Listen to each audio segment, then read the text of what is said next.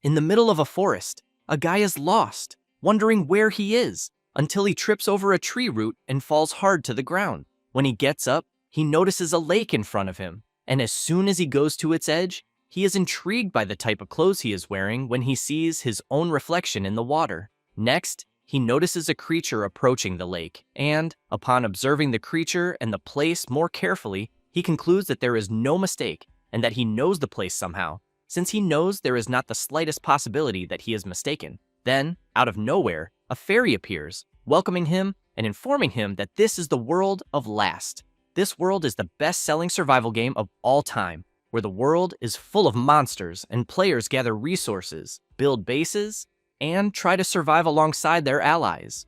With strategic freedom, detailed NPC creation, and carefully calculated game balance. In addition, the game goes through repeated events and updates, showing new developments each time. A game worthy of being the best-selling in the world. The MC takes pride in this. This is Kamiya Sushi, the final developer, who continues doing his work while also having a lot on his plate until he finishes the final adjustments and sees that the game has been fully successfully updated to version 3.0. Sushi breathes a sigh of relief and thinks that with this version, he believes Last will reach an important milestone, since with the implementation of the base level 100 once achieved, the ending of this season's story will be unlocked. He then sends a message informing that version 3.0 has been released. Sushi keeps in mind that this is obviously not the end, as he is already planning the next season, and that even though 5 years have passed since development began, and 3 years since launch, he is still full of ideas, since he is absolutely certain that this game will become even more interesting. A few minutes later, while he returns to work, someone appears asking whether the MC is already finishing up. The MC asks whether Onohara is already there. He laughs and replies that yes, because version 3.0 is finally live, then makes it clear that it was obvious he would fly straight over. This is Onohara Wataru, the guy who handles business and licensing, who then congratulates Sushi since he practically developed almost the entire game by himself, and who, in turn, says that he outsourced the background music and some designs. Wataru emphasizes that even so, he thinks it would normally be impossible for someone to develop a game of such scale alone. Sushi emphasizes that the game only reached its current scale because Wataru made it big, and that, unlike him, who is only interested in creating, Wataru supported him as a producer. The MC keeps in mind that he met Onohara Wataru in high school because their roll numbers were right next to each other, and that one day he saw his game before it was released and even gave up going to college to offer to produce it. Wataru makes it clear to his friend that his game is truly incredible, and that if it does not sell, he is sure the world is the one that is wrong, especially since the recent user satisfaction survey actually gave the game an extremely high score of 98 out of a maximum of 100. Sushi is intrigued by this score, since it was 2 points short of the maximum. But Wataru tries to cheer his friend up, saying that this is impossible because he thinks there is no game that pleases everyone. But the MC becomes even more excited and says that just by responding to the survey, users show interest at least once, so he thinks it should be possible to make them find it fun. Wataru takes a deep breath and before leaving, wishes his friend good luck with the game's launch. Then he remembers something and asks the MC if he has already signed the previous documents. Sushi replies that yes, and says they are on the desk behind him and that there was not much in the documents, so he will leave the details to him. Wataru takes the documents and, while reviewing each one, laughs and thanks the MC for trusting him. At that moment, a few more people enter the room. Sushi looks back, and Wataru picks up one of the signed documents and, with a very bizarre expression, comments that Sushi has fulfilled his purpose. The MC is confused and soon wants to know what Wataru means by that. He replies that Sushi is truly indifferent to everything except making games. Having said that, he reveals that this is why he managed to steal all the rights to the game Last from the MC. Sushi does not understand and asks what Wataru is talking about, since Last is the game he created, and besides, his friend needs him for future operations. Wataru explains that with the implementation of the base level 100, Last is complete as a game, and that, from a commercial point of view, no additional updates will be necessary. The MC cannot believe this, and lunges at Wataru, wanting to know what he knows about it. However, he is quickly knocked down by one of Wataru's guards. Sushi begins to tremble with rage, unable to believe that his idea is being stolen. Then, Wataru says that he knew the MC would not listen to him quietly, and that, because of that, he thinks bringing guards along was the right decision. Having said that, he emphasizes that Sushi's abnormal obsession with last was getting in the way. Wataru comments that his friend kept repeating updates that did not lead the game directly to profit, and that, since his supervision is very strict, they could not even release products properly. And now that the game is complete, the profits of last will be maximized without him. Sushi comments that if he had consulted him, things could have been different. Wataru does not like hearing this, and makes it clear that the MC would not have listened anyway, since division of labor means not interfering in each other's territory. At that moment, the guard releases the MC, and Wataru tells him to leave immediately, since the contract states that Sushi must also vacate the room he is in. After that, the MC reflects that this was how he lost all authority over his game. He tried to file a lawsuit, but the outlook was bleak. And moreover, Wataru skillfully gained the support of public opinion, creating an atmosphere in which people believed that last should belong to him. Sushi becomes furious and punches the table, because he knows that at this rate, all his effort will go down the drain. Then he hears a message arriving on his computer. When he opens his email, he wonders what it is, and whether it might be from Wataru. In the message, someone comments that if the MC likes the game last that much, they think he should stay in the game world forever. Sushi is confused and begins to question what that means.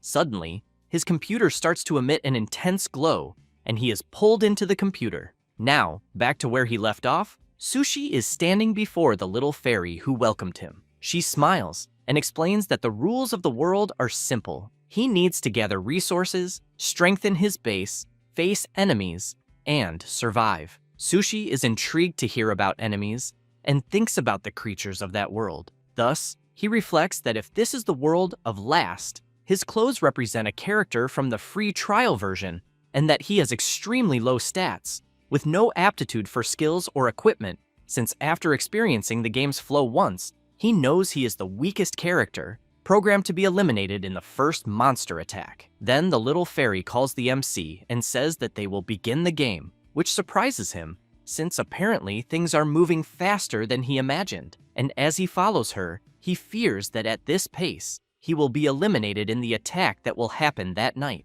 And after walking for a while, the little fairy once again asks for the game to begin, but emphasizes that first, the MC must inform his name. A system screen appears before him to enter the character name. Sushi thinks that it is exactly as he imagined, that this is indeed the world of Last, the game he created. Therefore, he begins typing some characters and thinks that, in the game, he can enter developer mode using the hidden code he typed. The little fairy is startled by the name he entered and screams, wanting to know what he is doing, and then becomes surprised when several system screens appear around them. Sushi comments that apparently it worked, and that his code seems to still be active. The fairy wants to know how he knew how to access developer mode. The MC explains that he is the one who developed the game, and that his name is Sushi Kamiya, which leaves the little fairy unable to believe that she is standing before her creator, and she asks if this is really serious. He answers yes, and calls the little fairy by the name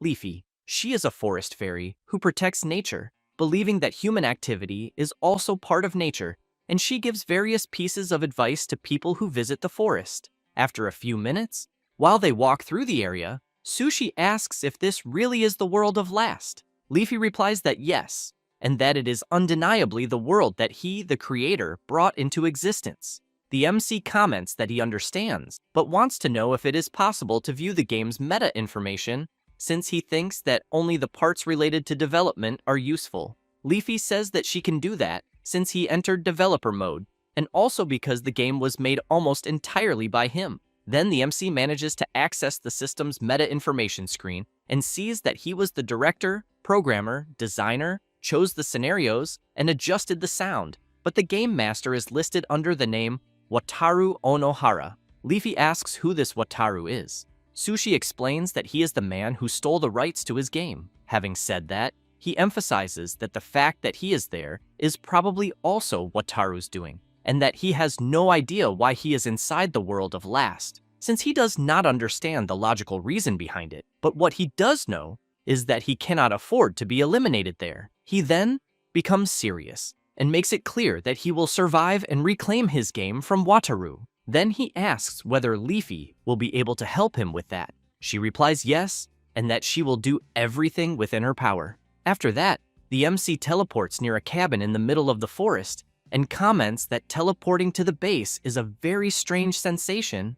Next, he looks around and remarks that the base is still at level 1. Leafy says she is sorry and emphasizes that she could only provide that base. Sushi tells her not to worry because he thinks it is part of the specifications, since apparently, even in developer mode, he can only view the parameters. And upon entering the cabin, he sees a gem, and as soon as he approaches it, the system informs him that it is a magic stone called Arcanite, also known as Source Ore, a stone with special power that can store resources and convert them into weapons or items. The MC comments that he knows that normally this is where the tutorial would begin, but as the creator, he knows that he does not need one. Leafy is confused and asks what he means by that. Sushi explains that monsters do not appear during the tutorial, since it is a specific moment when one can safely gather materials. The little fairy comments that she understands and that, indeed, with his test character, normal gathering can be difficult.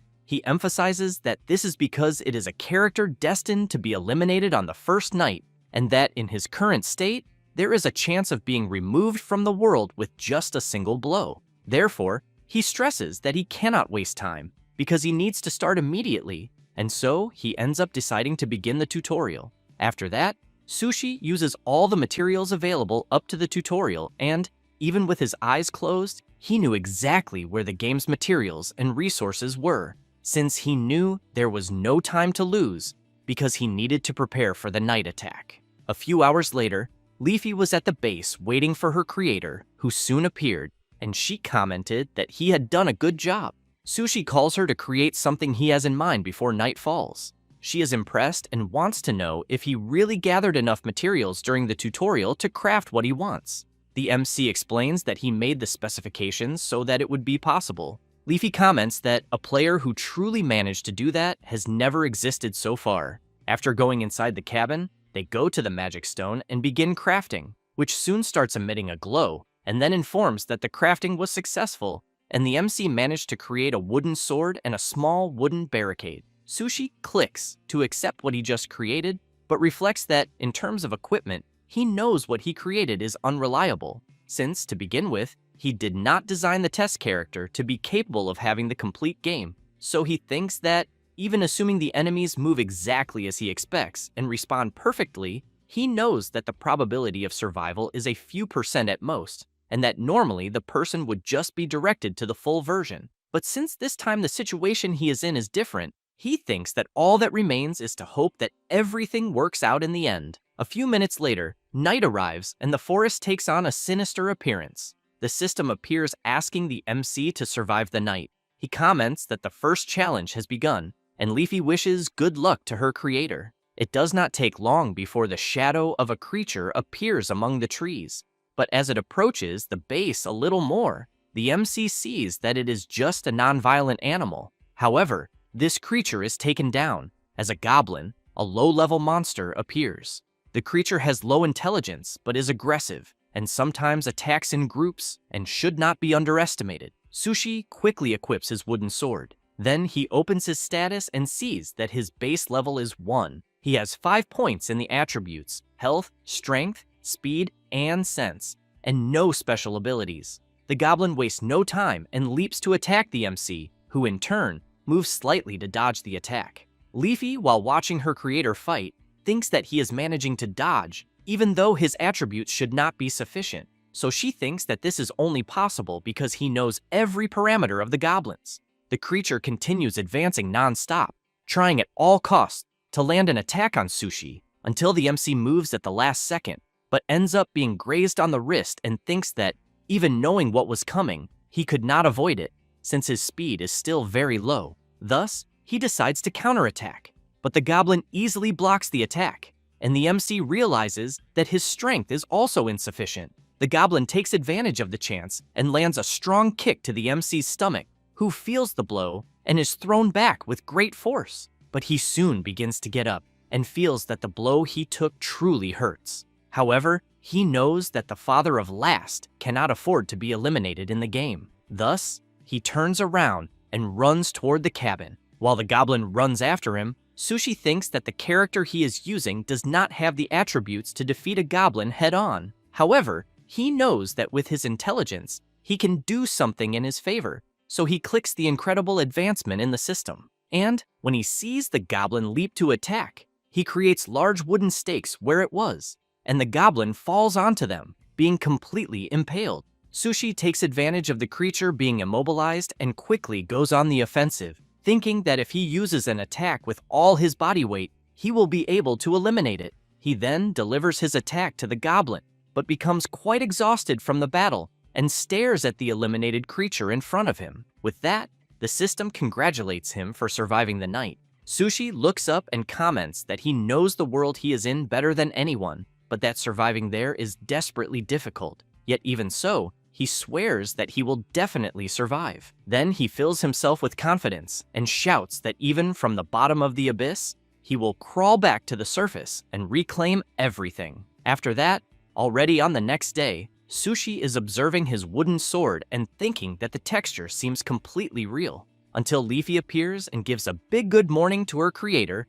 and asks if he is going out again to gather materials. Sushi replies that he is not, and explains that the previous day's tutorial was sufficient and that for now, he will focus on manual work because he needs to find a certain person as quickly as possible. Leafy is quite surprised to hear this, and upon checking the system, says that he already has basic resources. The MC thinks that a person can gather various materials around the base, and that the collected materials are converted into 3 types of basic resources and stored in the magic stone, where the first is mana, which is like vital energy, used to train people and generate magic-type items. The second is element, which is necessary to produce physical things like food and buildings. And finally, the third is gold, literally money, since sometimes a person can buy things that cannot be generated.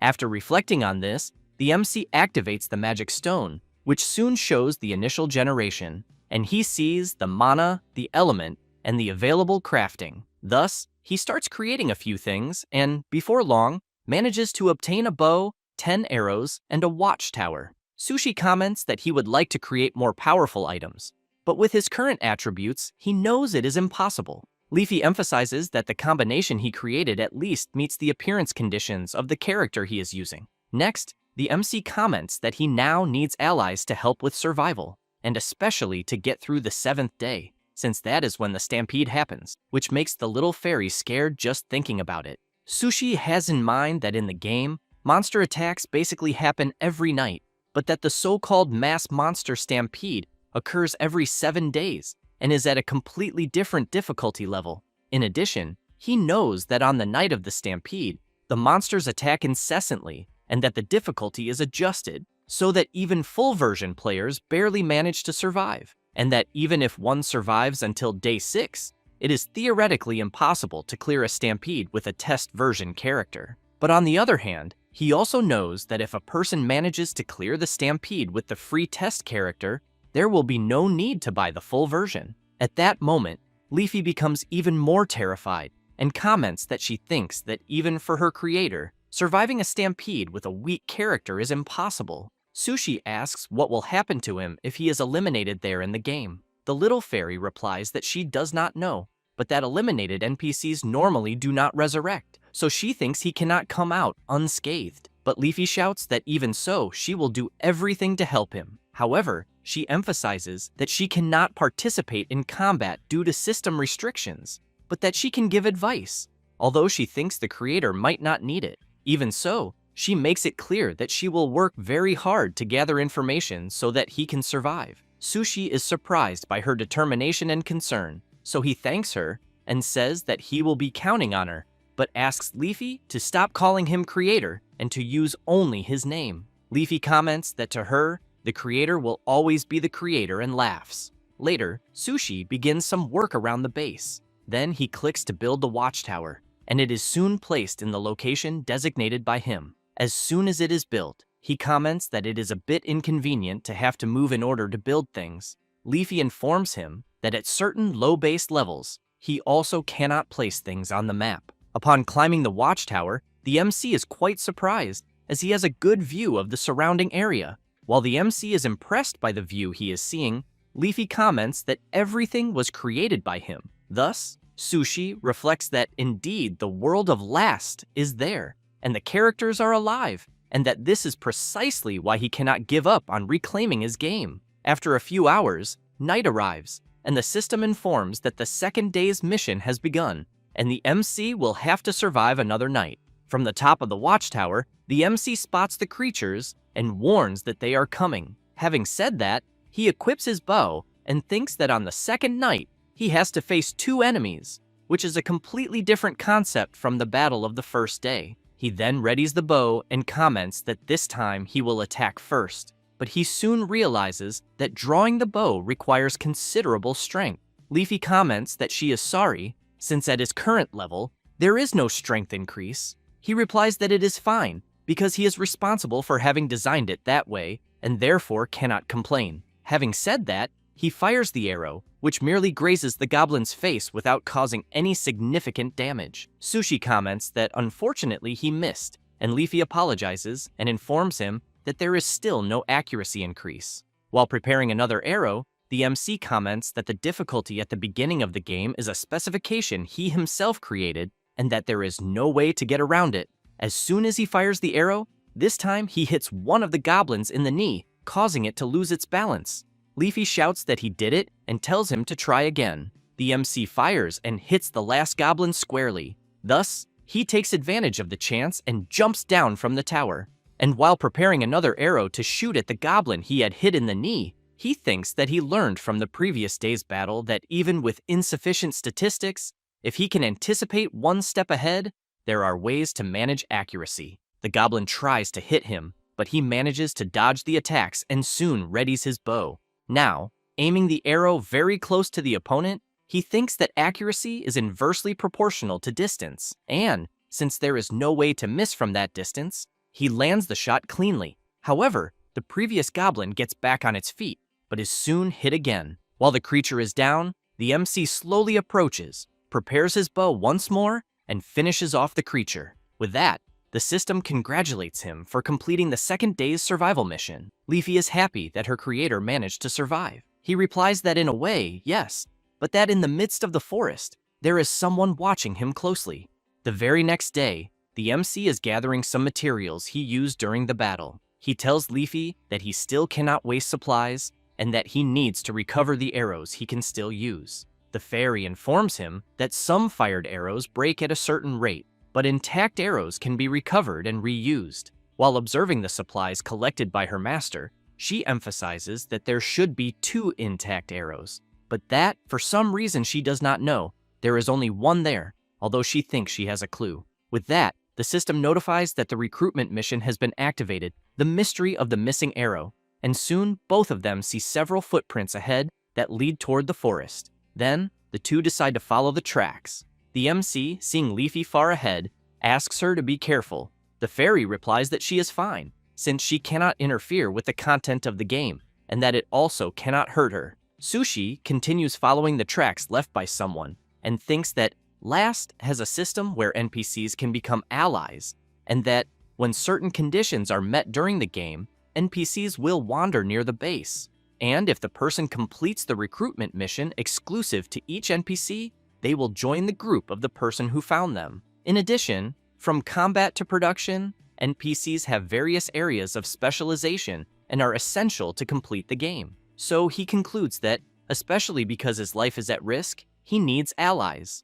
Until Leafy calls out to her creator and says that she found something. However, from the top of a tree, someone is waiting for them to fall into a prepared trap. And as soon as she hears the trap being activated, she immediately jumps from where she is and quickly prepares to take what she captured. This is Anemona, the hunter, who is surprised to see that the trap she prepared captured only a piece of wood. Sushi appears behind her saying that they are not enemies, which startles Anemona and makes her retreat immediately. As she runs away, the MC keeps shouting that he is not her enemy, and both of them are surprised and at a loss for words, until the MC says that he did not implement this kind of development in the game. Leafy emphasizes that, since he became a resident of that world, it seems that the game scenario is no longer progressing automatically. That said, she comments that her creator needs to persuade her through dialogue and that she may be wary of him. The MC says that he understands and that perhaps doing this is different from playing, but he considers the hypothesis that the characters are alive and wonders if, by making a mistake in his approach, they could become enemies. After that, and later on, Sushi completes another gathering mission, and Leafy comments that she is happy to see that her creator returned safely once again. She wants to know if he managed to replenish the item he needed. Sushi replies that he did, and emphasizes that fortunately, no monster appeared. That said, he calls Leafy to create what he had planned before. She wants to know if he thinks it will work. Sushi makes it clear that he was the one who created her character settings, and that, because of that, he believes the method he will use has the highest probability of success. Then, he explains that Anemona is a hunter who lived alone with her father, and that, even after his death, she continued living alone in the forest. And because of that, he thinks that if he can offer her the warmth of human companionship after such a stoic and solitary life, there is a great chance that she will join them. That said, he emphasizes that this is a situation that is not in the game scenario, and that, because of that, he thinks nothing is certain. And, without further delay, he begins crafting. It does not take long, and he creates an iron pot, a ladle, salt, pepper, ground meat, and 2 table utensils. Sushi comments that now he has everything he needs. Later, while cooking, the MC comments that he never thought the day would come when he would be cooking inside the game. Leafy says that at higher levels, he can generate finished products. He comments that this is also not a bad experience.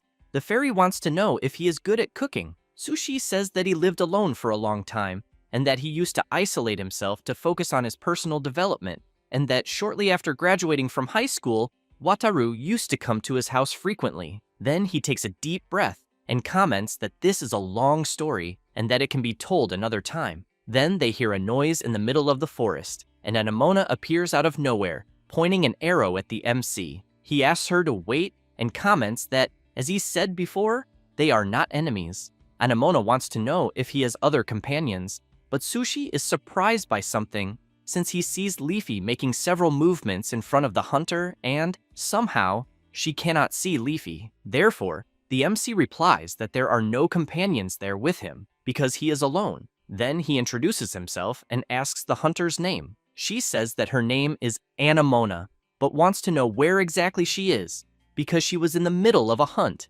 and, before she realized it, she entered an unfamiliar forest. Sushi points behind him and says that he just arrived at the area he is in, and that, even if she says where she was before, he does not know how that relates to the place they are in. That said, he takes some of the food he just prepared, which immediately draws the hunter's attention. He asks if she wants to eat and makes it clear that it contains no poison, since it is too much for one person. Anemona says nothing, but soon her stomach growls loudly from hunger. Therefore, the MC goes to prepare a portion of food for her. As soon as he finishes, he explains that the dish is a ground beef hamburger steak mixed with onion, breadcrumbs, salt, and pepper, and then grilled. The hunter takes a small piece to try it, and as soon as she eats it, she is completely amazed. Without wasting any more time, she starts eating non-stop. It does not take long for her to finish, and she comments that it is the first time she has eaten this kind of food and that it was really delicious.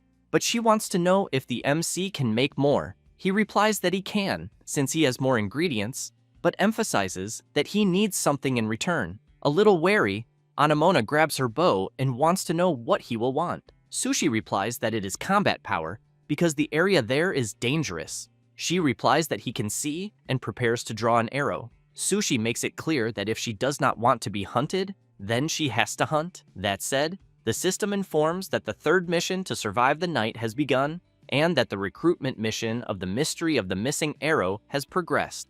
And now, he needs to fight alongside an NPC and win for the NPC to join his base. Then everyone prepares for combat, and she emphasizes that this is something she can definitely do. Next, some sinister eyes begin to appear in the middle of the forest, and soon, 3 armed goblins emerge. Leafy comments that there are only 3, but the MC says no, because he thinks more will come. And just as he predicted, more goblins come out from the forest and soon charge in. Sushi equips his wooden sword and shouts for the hunter to cover his rear. While she stays alert, she thinks that the MC drew a sword and wonders if it could be storage magic. Sushi, in turn, advances fighting against each of the goblins that come into his path. Anemona keeps watching him fight and thinks that she will not be able to provide cover while he is so close to the goblins. Until Sushi lands a kick on one of them and shouts that the first one is down. The hunter notices her chance and fires an arrow,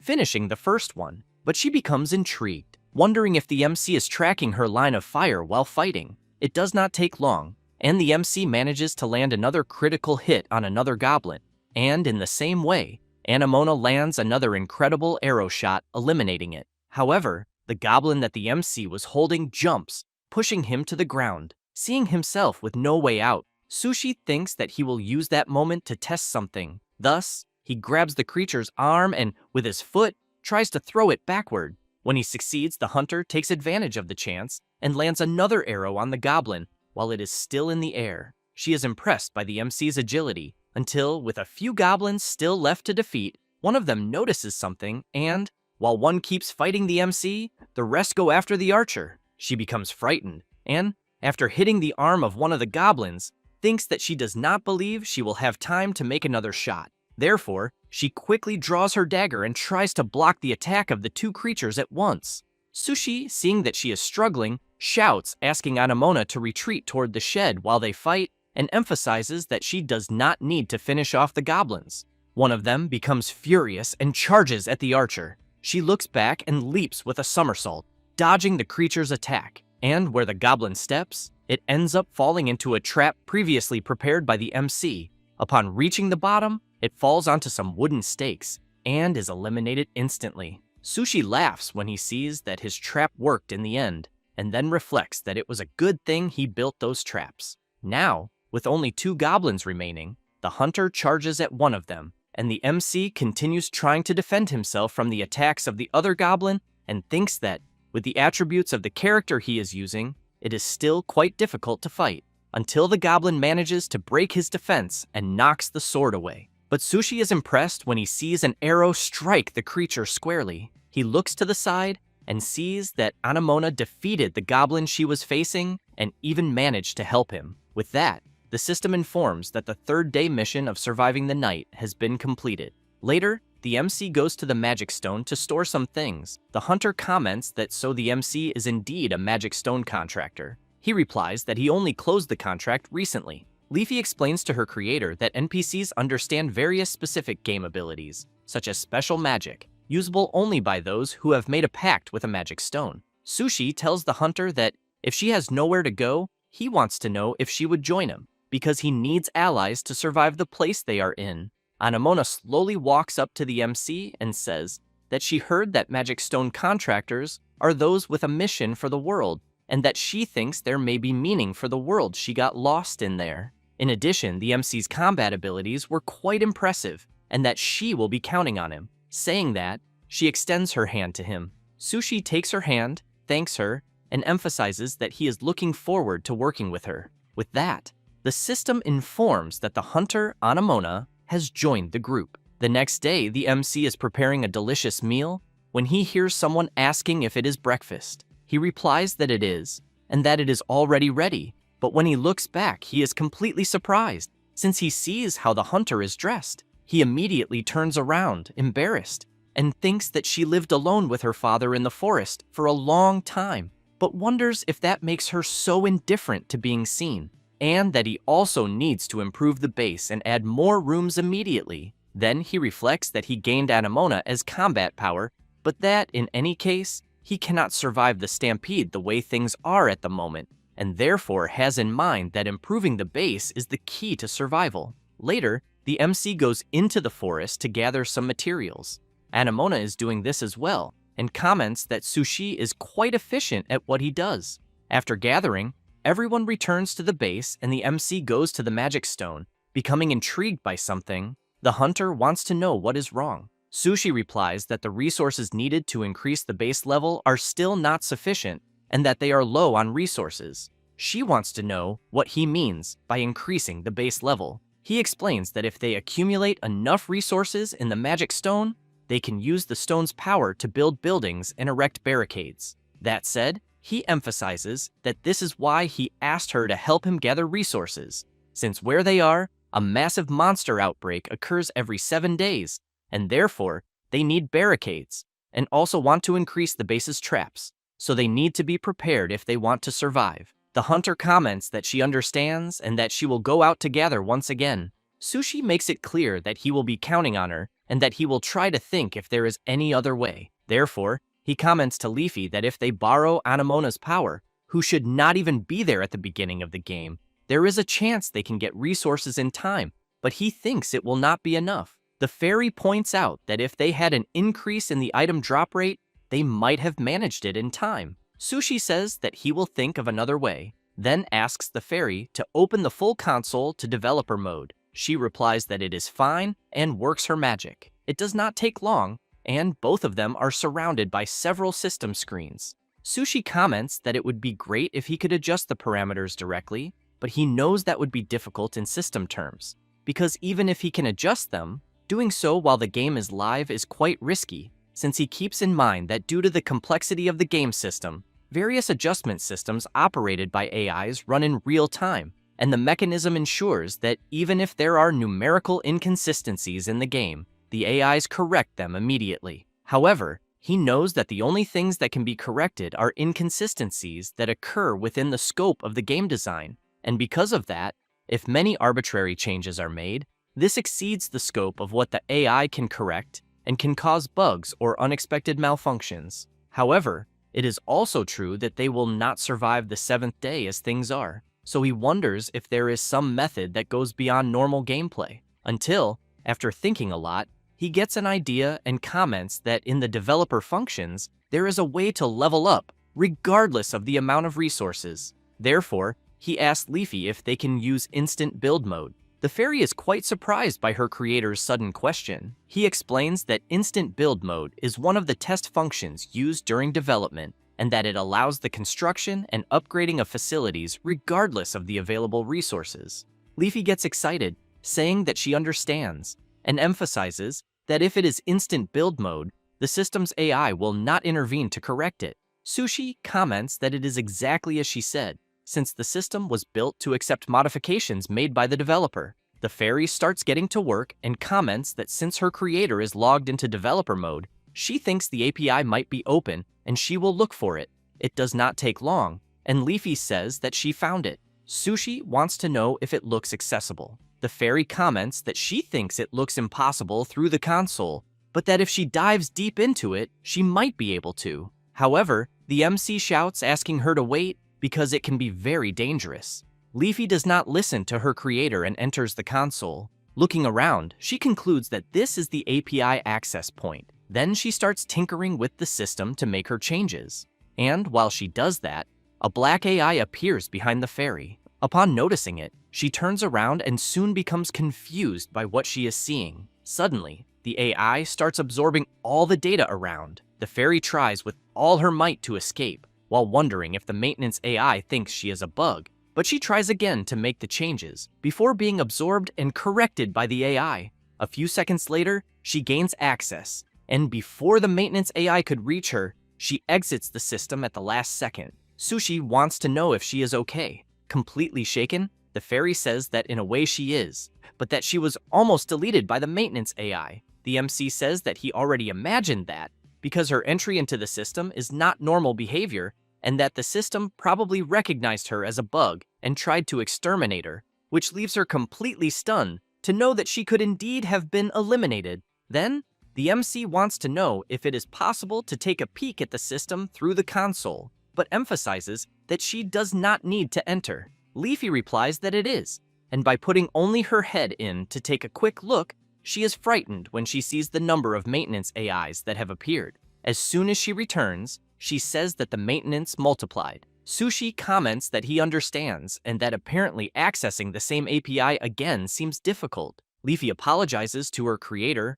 but he makes it clear that it is not her fault, since this is proof that the system is operating normally and that, in fact, he feels sorry for making her go through something so dangerous. That said, he emphasizes that he is glad to see that she is safe. Next, the system asks whether the MC will proceed with increasing the base level through instant build mode. Later, Anamona, upon returning from her task, is quite surprised since she is seeing the new constructions made at the base. Sushi goes out and opens the door of the shed and sees that the base is now level 3. The hunter comments that the magic stone he uses is indeed something incredible. Sushi emphasizes that although this does not mean they can do anything at any time they want, she should feel free to use whichever cabin she wants. However, the MC makes it clear that she must decide which cabin she wants immediately. Anamona is intrigued and asks why. At that moment, a bright beam of light descends forcefully from the sky in the middle of the base,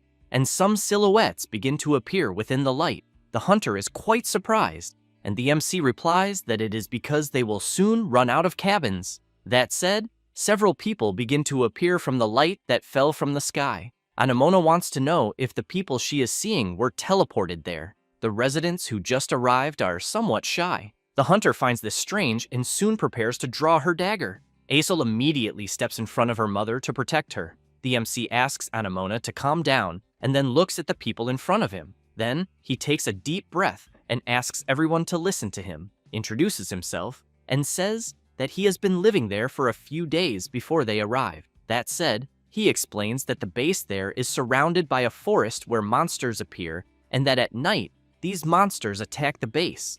Therefore, he makes it clear that to survive there, he needs everyone's cooperation. The residents start talking among themselves until the old man Sylvan steps forward and asks if the MC also arrived there recently. He replies that yes, and says that he was guided by the magic stone. Sylvan, upon hearing about the magic stone, comments that he has heard some stories about it, but that he never imagined the day would come when he would be called by the origin ore while still alive. At that moment, Wald shouts, asking everyone to wait a bit, because they cannot simply take seriously what a stranger is saying. Then he comments that somehow it does seem true that they were teleported by magic, but that the MC could also have done it just to kidnap everyone. Sushi, seeing Wald wanting to leave the base, asks where he thinks he is going. He says that first, he is checking the surroundings. After all, he does not know if it is true that monsters appear. That said, he asks for half the people to stay there and for the other half to follow him. Sushi asks Anamona to protect the women who stayed.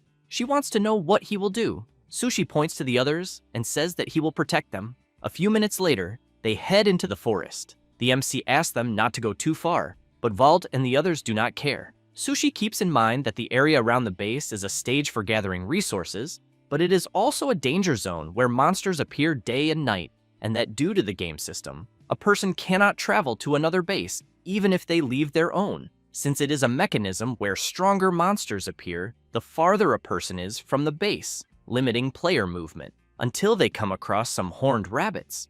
And Wald wants to know if by any chance these little creatures he is seeing are the ones that attack the base during the night.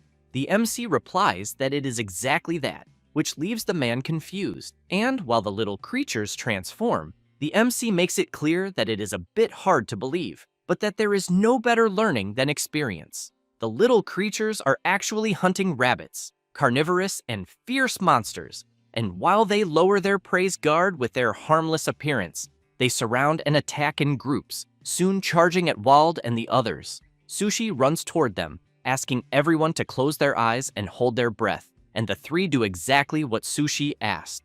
The MC takes 3 units of pepper from his inventory and throws the containers in the direction where each hunting rabbit is.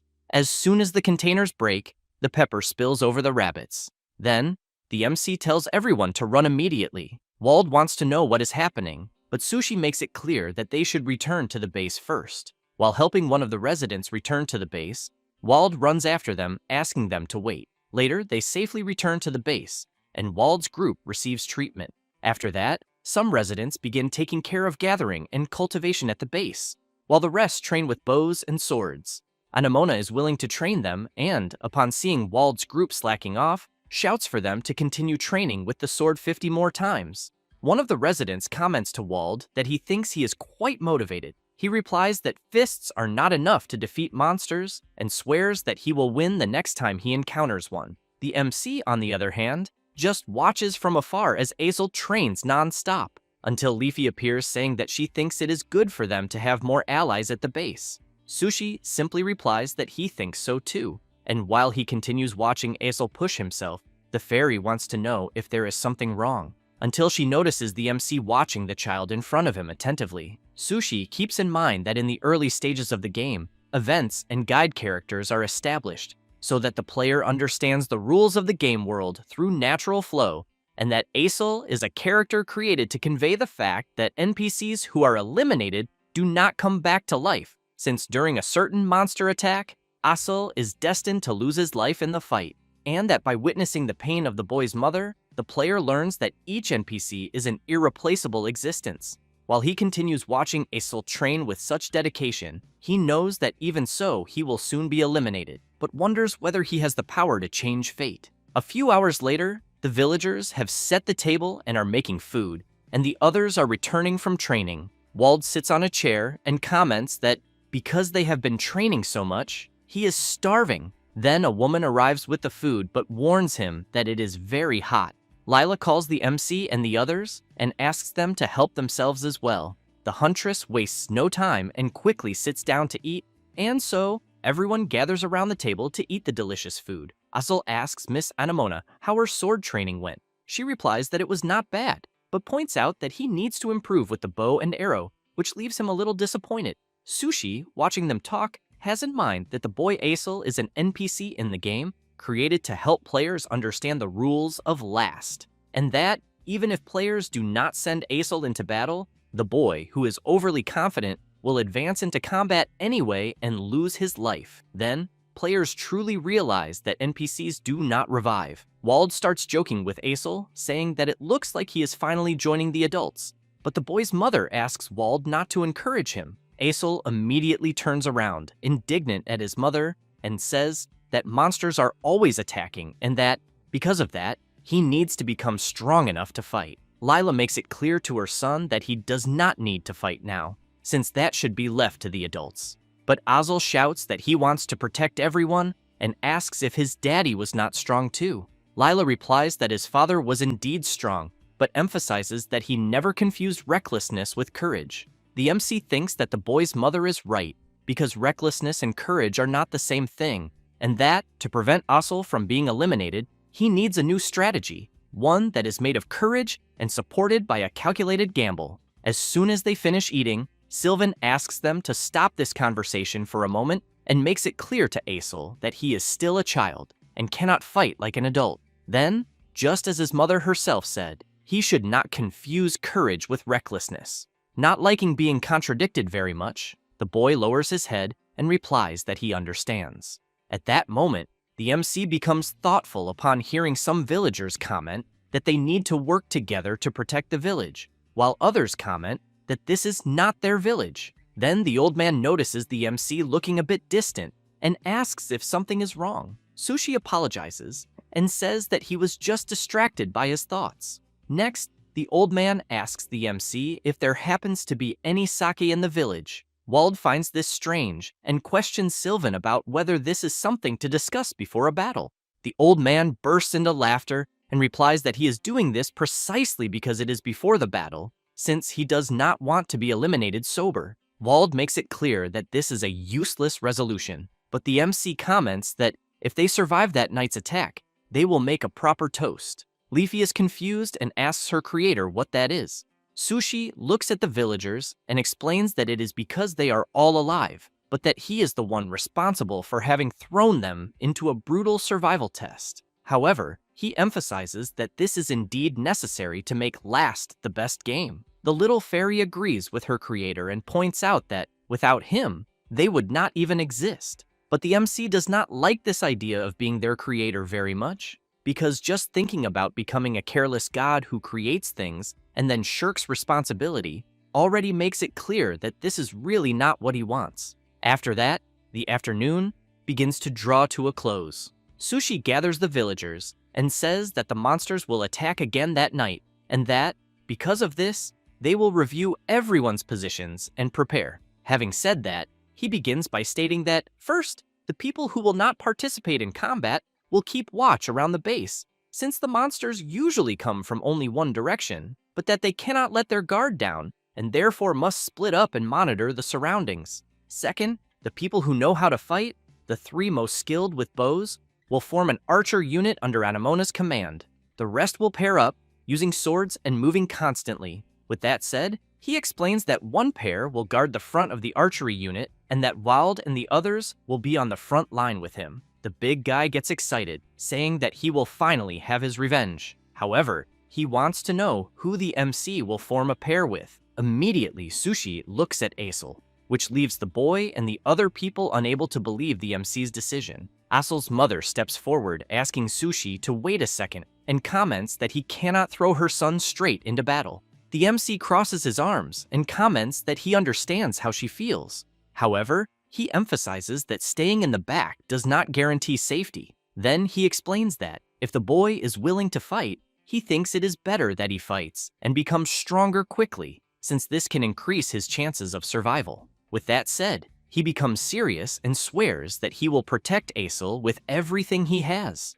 Next, the MC reflects that if the boy is eliminated, the system's AI will act to ensure that outcome, and that, in that case, placing Aesol on the front line will make it easier to predict enemy movements. However, he keeps in mind that this is not guaranteed, but that to overturn the predetermined result, he will have to take risks and overcome them for him. Then the huntress comments to Aesol's mother that she can trust Sushi in battle, but the MC emphasizes that this will only happen if the boy is serious. At that moment, Aesol shouts that he is serious, and that he wants to be strong like his daddy. Lila continues to worry about her son, but he nods his head, hinting to his mother that everything will be fine. Thus, the MC raises his arm and shouts, saying that the world they are all in is cruel, and that waking up safely every morning is not guaranteed, but that night, those who win, those who survive, will be them. It does not take long for night to fall, and for the creatures to begin appearing from the middle of the forest,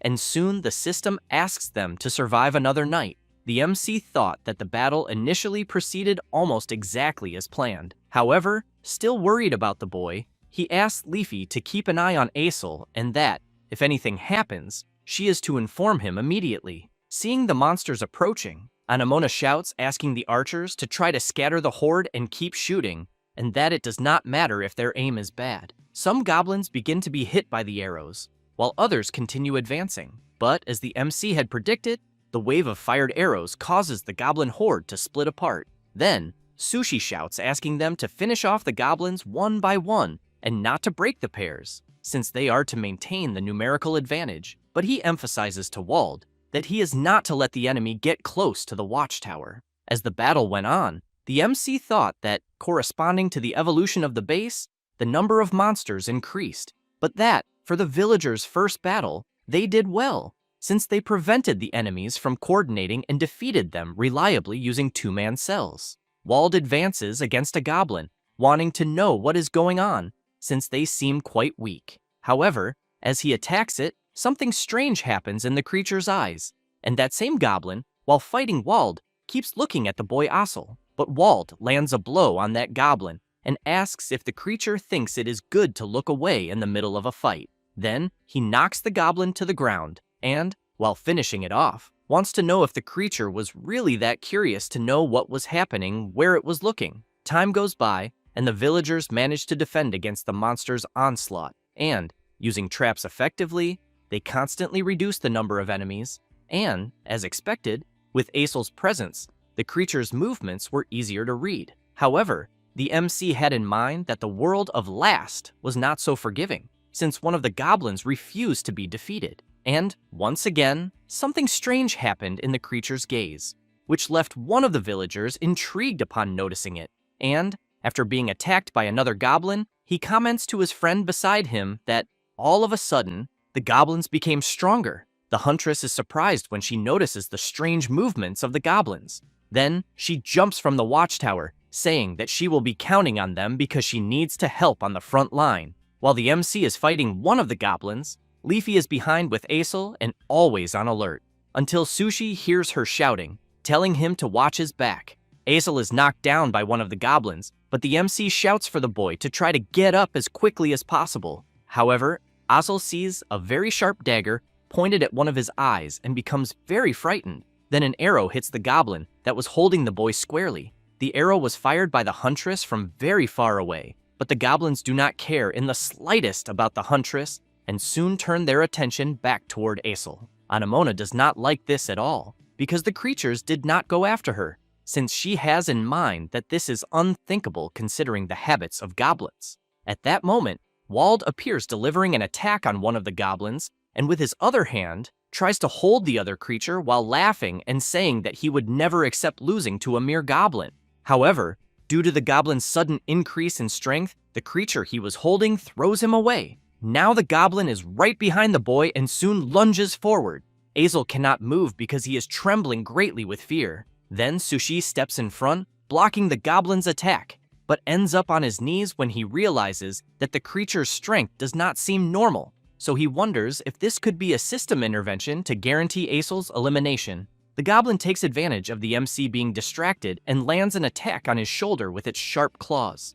The commotion does not stop, and soon another goblin appears to attack the boy, but this time, Anamona appears, striking the creature with her sharp dagger. However, the goblin refuses to be defeated and tries to get up. Wald appears and lands a solid punch on the goblin, slamming it hard into the ground. The big guy laughs and emphasizes that humanoid monsters are great because they are very easy to punch. The huntress notices another goblin trying to stand up and charges at it with everything she has. And the MC shouts for Anamona and Wald to try to draw the goblins away from the boy. The big guy falls on top of the goblin, throwing several punches, and says that it is easier said than done. Then he becomes very startled when he sees an arrow hit the goblin squarely in the head. Anamona asks Wald to remember what the MC had asked. Next, Sushi asks Azel to strike the head of the goblin he is holding. The boy is afraid, but the MC says that this is the turning point of the boy's destiny, and that, if he wants to live, he must fight. Then asks if Azel does not want to be strong like his father. Thus, the boy grips the sword firmly and delivers an attack exactly where the MC had indicated. Sushi takes advantage of the opportunity and finishes off the creature, which falls stiff to the ground. Sushi comments that Azel did a good job, and as they advance, the MC comments that the battle is already almost over. They head to where Wald and Anamona are fighting, and another villager joins the battle as well. After several hours of fighting, they manage to eliminate all the goblins. Sushi raises his sword high and shouts that they have won, which leaves everyone excited about the victory. With that, the system informs them that they have successfully survived the 4th night.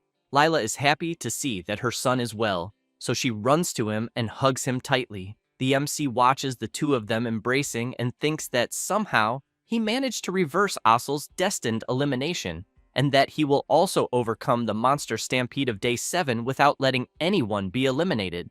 On the following day, Sushi manages to raise the base to level 5. Wald checks the new defenses and comments that they are indeed incredible. Sylvan wants to know if this is the power of the magic stone, and the MC replies that it is. Then he explains that monsters defeated in battle and items collected in the forest are stored inside the magic stone as resources, and that, in exchange for the stored resources, they can use the power of the magic stone to upgrade the base. In addition, as the base becomes stronger, the limits of their attributes under the protection of the magic stone increase. Wald does not understand very well and asks what that means. Anamona comments that it means that the stronger the base becomes, the stronger everyone there can become. But the MC emphasizes that this does not mean a person will become stronger by doing nothing, since they merely become capable of growing, and that without training or experience, nothing changes. With that said, he calls everyone to have breakfast, because training will begin as soon as they finish. Sushi reflects that, thanks to the base level increase with instant construction mode, they managed to secure personnel and equipment far beyond what is normal for the beginning of the game, and safely survived the 2 attacks that followed. In addition, each NPC evolved, and their teamwork became smoother. Azel's growth, in particular, was remarkable, since the AI did not focus its attacks on the boy after that, and he became a capable combat asset. And finally, the 7th day arrived, and they were about to face the first monster stampede. But before that, the MC was checking the equipment, observing each sword, until Lila appears calling him to have breakfast. He thanks her for the reminder, but continues what he was doing. She wants to know what he is working on, and Sushi explains that he is organizing the low-durability weapons, since the stampede will finally be that night, and that if the swords break during battle, it will be disastrous. With that said, he ties some red ribbons on a few swords that appear more worn and comments that this should solve it. Then he calls a guy passing by and asks him not to use the swords with the red mark, since their durability is low, and to make sure to inform everyone else as well. The guy is surprised, but replies that he will inform them. Lila keeps insisting for the MC to go have breakfast, but he emphasizes that he will eat right after checking the traps. The woman, while observing the swords with red marks, comments that she understands. Several hours later, night falls and everyone is gathered. Sushi says that that night the monster stampede will occur, which happens once every 7 days, and that it will be an attack on a larger scale than any attack they have seen before. With that said, he emphasizes that those who are at the base need to grab weapons and defend from within, and that to ensure they are not overwhelmed by enemy numbers, they will fight in a compact formation this time. Next, he asks everyone to get ready and make sure to check their weapons twice. Asel, upon observing his sword, is surprised, turns around, and runs to his formation. A guy wants to know if the boy is all right, and he replies that he is. Sushi shouts, asking to close the gates and for everyone to hold their positions.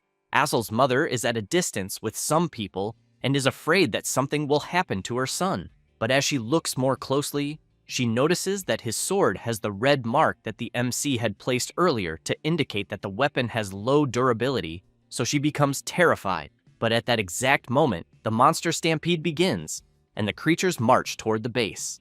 The system issues a red alert and announces that day 7 has arrived, and that a massive invasion called Stampede is occurring. And, while Azel stays alert, the system informs that the mission is to survive the stampede. The goblins begin to advance, and one of the villagers on the front line becomes worried about the large number of creatures he is seeing, but the MC asks him not to waver, because they prepared for this day. Then, upon seeing the creatures get even closer to the base, the MC shouts asking the huntress to release the fire arrows. She prepares and shouts asking the other archers to remain calm and aim as in training. And as soon as the goblins advance a little more, the fire arrows are fired, and when one of them hits a mark, it triggers a bomb that causes a huge explosion among the goblins. Wald comments that he loved seeing that. The MC reflects that, since the base leveled up, the production of gunpowder was completed in time, and they turned it into explosive landmines, but that they are only effective against a horde of low-intelligence goblins.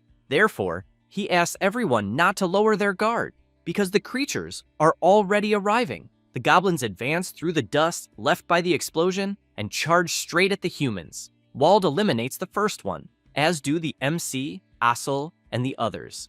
Anemona asks the archers to leave the area in front to the allies below, because they need to stop the creatures coming from behind. And just as she described, the goblins begin to come from another direction. But since they were already prepared for this, they start eliminating the goblins. However, one manages to advance without being hit and goes after an archer, who becomes very frightened. Then a woman appears from behind and impales the goblin that was going to attack the archer. Soon, 2 more people appear, preventing the creatures from breaking through the encirclement. The defensive battle continues intensely, but the traps and strategies they prepared beforehand were all working. The MC, while fighting alongside Wald, comments that at the pace they are going, he thinks they will be able to hold the position without problems. Then a loud, thunderous roar echoes through the forest, which leaves Anemona very worried, wanting to know what that was. Sushi shouts for her to be careful until a huge creature appears before the battlefield, leaving the MC unable to believe what he is seeing, as he is facing an enormous goblin. The system explains that the creature that appeared is the Goblin Lord, a kind of high-ranking goblin that possesses power on a different scale. Goblins that hear his roar are inspired and have their attributes temporarily increased. Facing the creature, the MC cannot believe that the Goblin Lord appeared in the very first stampede. Then, the Goblin Lord lets out another loud roar, and soon the lesser goblins are inspired and their attributes increase. Aesol begins to have difficulty fighting one of the creatures, and, while trying to defend himself at all costs, realizes that the goblins suddenly became stronger. His mother, on the other hand, is very worried, fearing that, in this way, something very bad might happen. Then, seeing that people are managing to hold back the onslaught of some goblins, she turns around and leaves. At that moment, the Goblin Lord begins advancing toward the base. The MC notices this and shouts for everyone to be careful.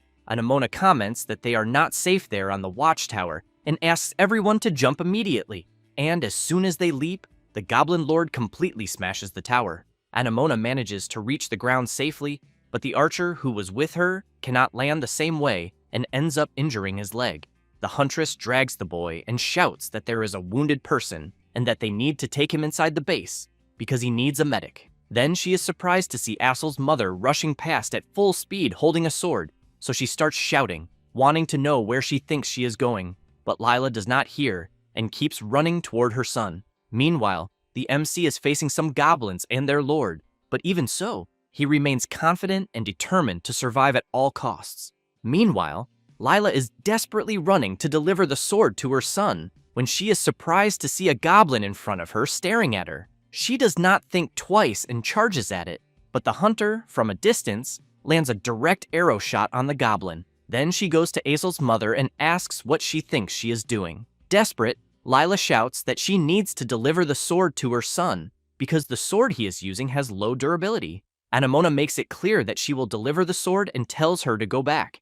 But at that exact moment, another goblin charges at Lila. The hunter is faster and eliminates the creature with another precise arrow. However, looking around, she comments that apparently there is nothing else to do but that she will hold them there. While Lila runs to deliver the sword to her son, Anemona tries to clear a path with her arrows. Lila keeps running and thanking the hunter profusely. Anemona sees that the boy's mother managed to get past the creatures, but is now surrounded by several goblins. So she thinks she is in a very complicated situation. Elsewhere on the battlefield, Wald and his partner are fighting non-stop and comment to each other that the goblins are suddenly getting stronger and stronger. Then Wald hears a loud noise coming from the direction of the watchtower and shouts, asking what is happening over there. The Goblin Lord and the other creatures begin to approach the MC, and the man, who is with Sushi, becomes frightened when he sees the size of the creature in front of him. The MC explains that a Goblin Lord is a high-level type of goblin,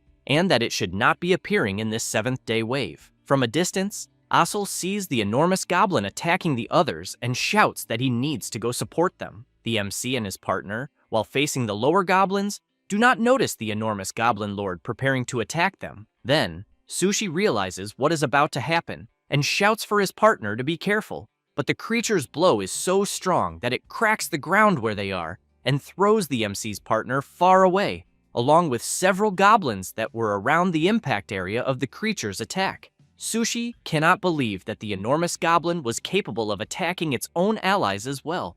As soon as his partner falls to the ground, he quickly reaches him and tries to protect him until he gets back up. Then, he asks if he can stand. At that moment, Aesol and his partner arrive to help the MC and his partner, but the Goblin Lord does not hesitate and already prepares another attack.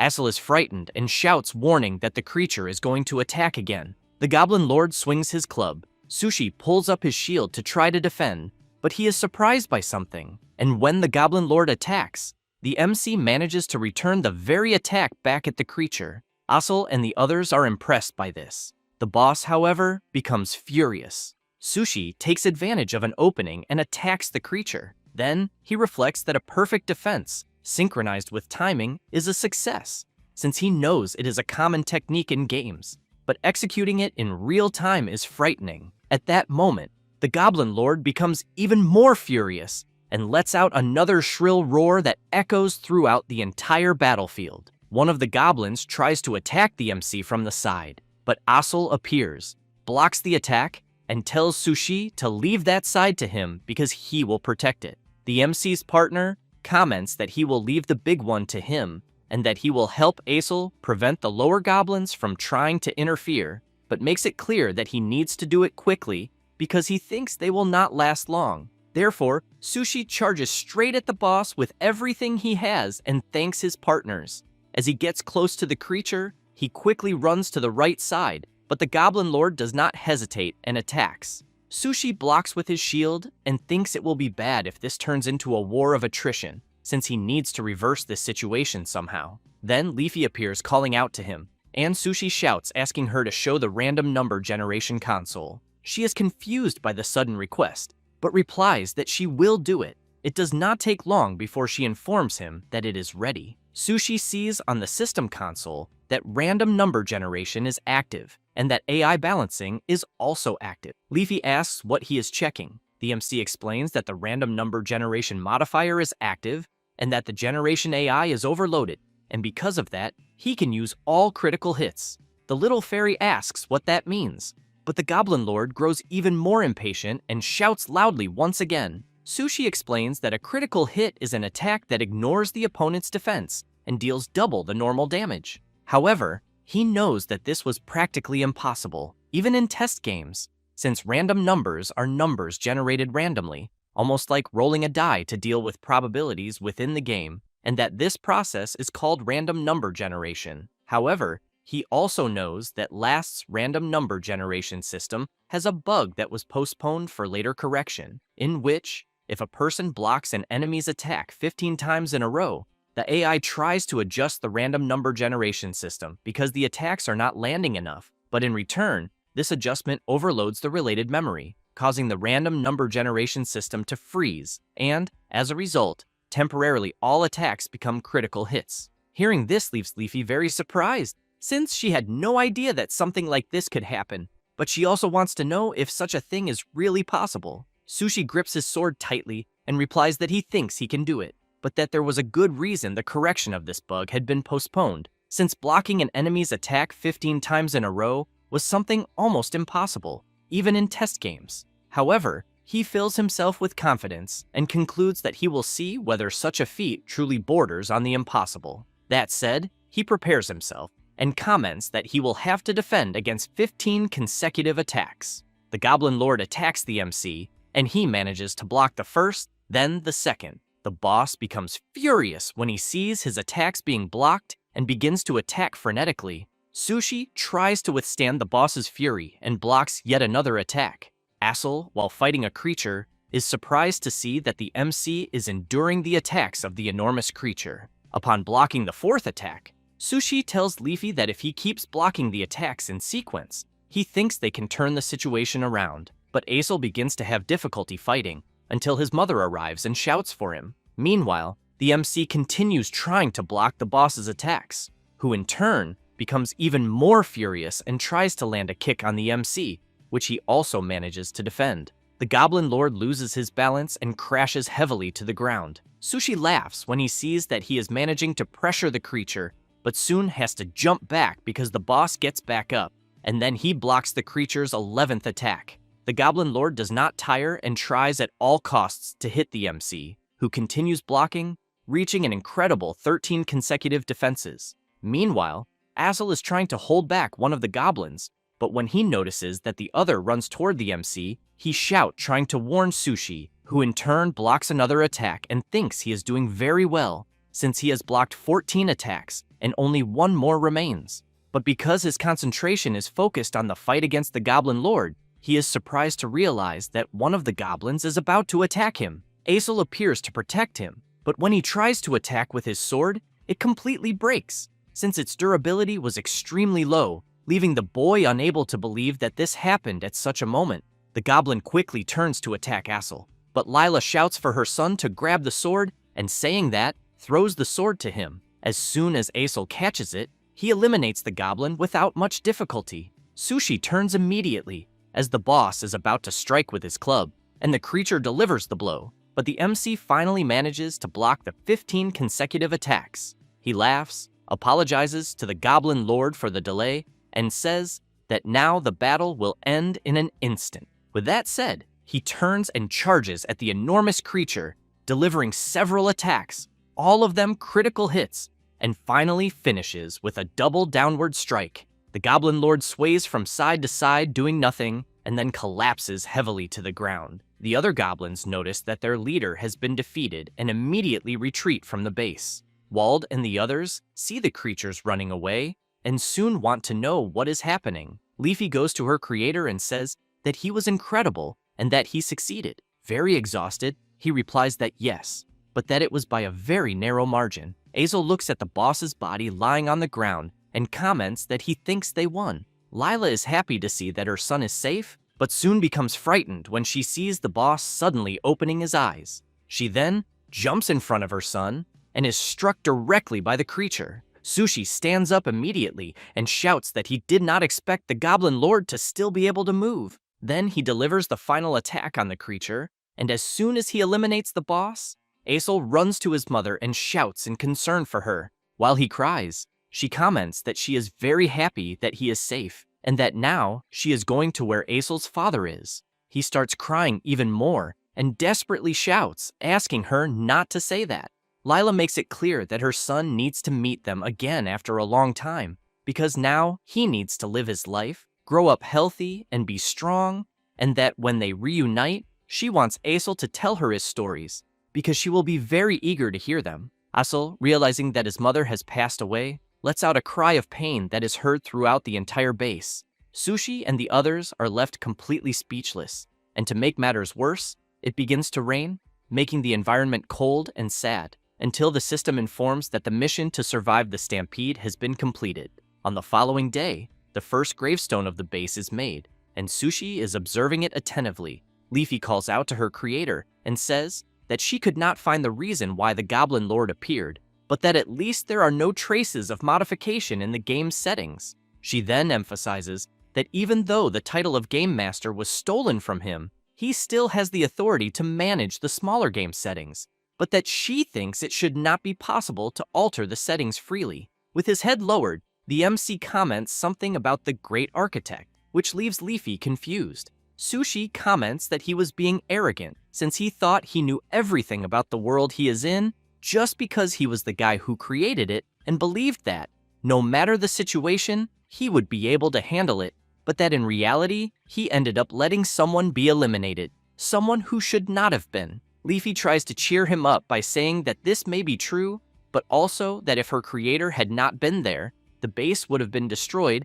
and that it is thanks to him that the NPCs are still alive. Sushi comments that he knows they are alive because he is the guy who created them, and that he is also the guy who made them suffer and who is leading them to death. With that said, he starts walking back into the base completely disappointed and then asks Leafy to leave him alone for a while. Sushi goes to a more distant place from the base and sits on the ground. Anemona appears wanting to know what he is doing. At that moment, some birds begin to fly around the area. The hunter prepares her arrow and shoots, hitting one directly. The bird falls to the ground, and Anemona says that in this world they risk their lives just to survive, but that sometimes they take lives, and sometimes their lives are taken, but that this is no one's fault, because that is how things are. The MC tries to argue, saying that even so, he still thinks that he has, in some way, a bit of guilt. Anemona walks away asking him to follow her, because he needs to see something. When they return to the base, the residents are training non-stop. Sushi asks what she wants to show him. She points forward, and as soon as the MC looks, he sees Azel training non-stop, always moving forward and forward. Anemona says that the boy has been doing this since the funeral that morning, and the MC is surprised. The hunter explains that the boy says he wants to have many stories to tell his mother, and that, for that, he needs to become stronger. Sushi is impressed when he learns this. At that moment, the boy who was training with Azel sits down on the ground and asks for a bit of rest, as he is very tired. Azel, noticing that the MC is there, runs over to him calling out to him. Sushi feels a bit awkward, but soon becomes completely surprised when he hears Azel calling him to fight. The boy beats his chest and makes it clear that he wants to become stronger so he can tell all kinds of stories to his mommy, and that he cannot afford to break down yet. Sushi swallows hard, then goes to a barrel where there are swords and comments that he is right. Thus, as he picks up a sword, he makes it clear that he will not go easy on the boy. Azel gets excited and says that this is how things should be. With that said, he charges at the MC, who in turn, while crossing swords with the boy, thinks that they are all alive and that they are living with far more intensity than he ever imagined, and that apparently, if that is the case, then he should show them a way of life he will not be ashamed of. Meanwhile, in the middle of the forest, There are two people walking. The boy wants to know exactly where they are. The old man picks up a damaged arrow from the ground and comments that the arrow was created by a magic stone, since he can feel that there are traces of mana in it. The boy is surprised and asks what he means. The old man clenches his fist tightly around the arrow and comments that perhaps they are finally close to a lead. With that said, they resume walking through the forest toward the MC's base. A few minutes later, inside the base, food is being served. Anamona stares at the food, waiting for the moment she can attack it, until Sushi notices some people approaching the entrance of the base. Leafy calls out to her creator, but he comments that apparently they have arrived. The residents are surprised by what they are seeing. One of the people who has just arrived at the base is Dorn, the dwarf craftsman, who immediately wants to know who the leader of that village is. Ginger, the other dwarf craftsman, asks his master to be a bit more gentle in the way he speaks. The MC appears saying that he is the leader there. Dorn becomes serious and gets straight to the point, asking if the MC has magic stones there at the base. Ginger feels a bit embarrassed by his master's sudden question and tries to explain, saying that they are actually dwarves traveling in search of rare materials, and that they heard there were magic stones there and were hoping that the MC would let them see them. Sushi comments that they were about to have dinner and that if they want, they can talk more while they eat together. Ginger is happy with the invitation and thanks him. As soon as everyone sits down to eat, the MC watches the dwarves attentively, since he knows that Dorn and Ginger are dwarf craftsmen NPCs, and that if he can make them allies, he will be able to strengthen weapons and develop facilities that cannot be created with magic stones. Therefore, he comments that Dorn had mentioned that he wanted to see and touch the magic stones, and he replies that that is exactly right. Ginger looks from side to side, waiting for some response from both sides, until he decides to explain that they are traveling in search of a material called the Philosopher's Stone. Sushi is surprised to hear about this.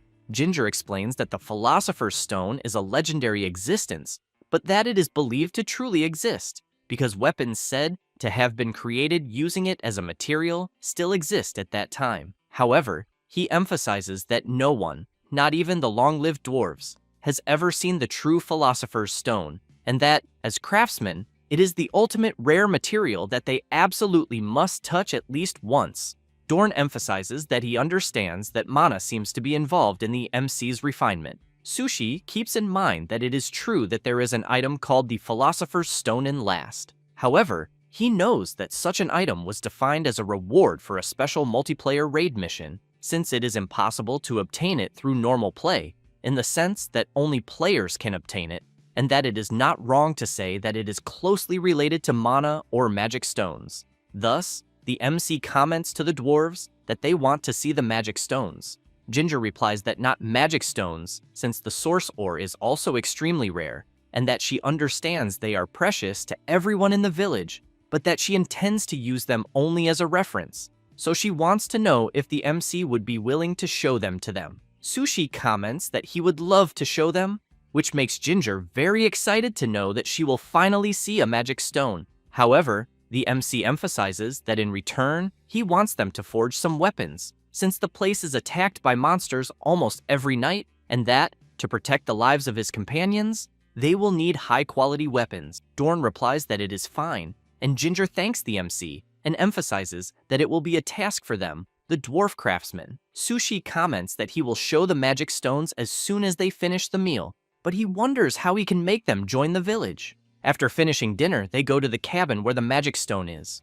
The dwarves observe the stone attentively without blinking. Dorn comments to the MC that, apparently, the magic stone there is different from what he is looking for, and Ginger is surprised to see that the old man has already noticed. Dorn explains that the magic stone there is more like a portal than a material. It is a path to mana, which is fundamentally different from the material they need. Sushi asks if that was not what they were looking for, but thinks that this was already expected since their perception is quite precise, as he knows that the magic stone there is an interface for the player and is not the kind of thing that can be used as a material. Dorn comments that he is very grateful that the MC let him see the magic stone.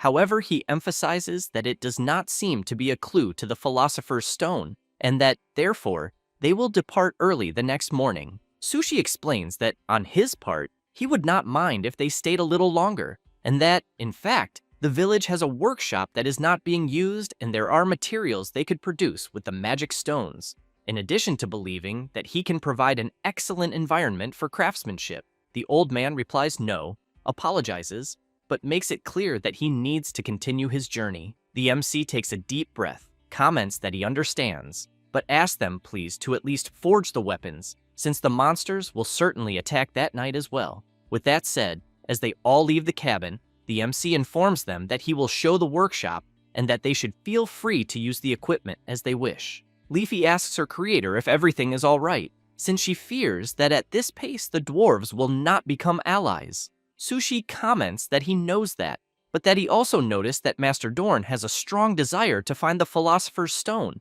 and that anything else probably will not move his heart. However, he knows that at least the old man's disciple is a young craftswoman, and, by the way people react to her work and by the influence she has, he thinks she must have the desire to experience these things directly, since he understands that feeling very well, because it was the same way when he started making games. Thus, while observing Ginger looking disappointed to learn that they will not stay there longer, the MC concludes that if Ginger feels that this place is where she can find fulfillment as a craftswoman, he is almost certain that the possibility of her wanting to stay is high. After a few hours, night arrives, and the battle to survive another night begins. Ginger is impressed to see that the monsters are indeed attacking. Then, 2 goblins are struck directly by arrows. The archer who fired them comments that the piercing power is completely different when the arrowheads are reinforced. Ginger comments that if they had a bit more time, she could have increased the accuracy as well. The archer replies that he does not think so, because the way it is now is more than sufficient, thanks her, and continues firing arrows at the goblins below the watchtower. Meanwhile, Wald and Aesel are on the front line fighting the creatures. Ginger watches Wald and thinks that a 2-handed sword would probably be better for him, since he is big, and that if she adjusted the boy's center of gravity, she thinks it would be much easier for him to swing the sword freely. Dorn merely watches his disciple analyze the things around her very carefully. Meanwhile, the MC is also fighting his battle, until Leafy appears wanting to know if Ginger will be their ally. Sushi replies that he thinks it may be difficult with words alone, and while the little fairy is confused by what he just said, the MC eliminates the creature in front of him. Sushi looks up and seeing how interested Ginger is in helping comments that the craftswoman does not seem to dislike the idea of wanting to be their ally. After that, and already on the next day, after the dwarves made some weapons in the workshop, Ginger tells the old man that she will go get the luggage. As soon as Dorn's disciple leaves the workshop, a guy calls her and says that she really helped everyone at the base the night before. Another resident appears saying that, thanks to her, he thinks defeating the enemies was very easy. Ginger feels embarrassed, but says she is happy to have been able to help in some way. After the residents leave, Ginger feels very happy for having been recognized, until Aesel and Wald appear. The big guy comments that his sword, which she improved, has a really nice cut. The boy also thanks her for adjusting his sword, since it became much easier to handle. Wald pats Ginger on the back and, laughing, says that she should stay in the village for a while and, if possible, make a custom weapon for him. But Ginger hears Aesel saying that the 2 dwarves are already leaving. Wald says goodbye and comments that maybe they will meet again someday. The boy wishes Ginger a good trip and emphasizes that he hopes to see her again. Ginger says goodbye to them and soon notices the MC watching her. He wants to know if she is already leaving. Ginger answers that yes, and says that her master is a man entirely devoted to the Philosopher's Stone. Sushi wants to know if she thinks the same way. Ginger becomes intrigued and asks the MC to be clearer. He comments that it seems her interest is not only the Philosopher's Stone, or at least that was what he thought. She feels shy and cannot answer. Sushi says that life there is difficult. Monsters attack every night, and even though they have magic stones, resources are not exactly abundant. Besides that they are already short-handed, and that is exactly why the combat power of a single person makes a huge difference. So he emphasizes that the village needs her, since her abilities are directly linked to the life of every person there. Therefore, the MC extends his hand and asks her to stay in the village and join them. She still does not know what to answer, until Dorn appears thanking the MC for everything. Then he says that the preparations are complete, and they will already be departing. Ginger feels shy for a brief moment, but calls her master and says that she intends to stay in the village. He looks back and asks if she is serious. Ginger answers that yes. Dorn drops the shield on the ground and asks her to forge a weapon.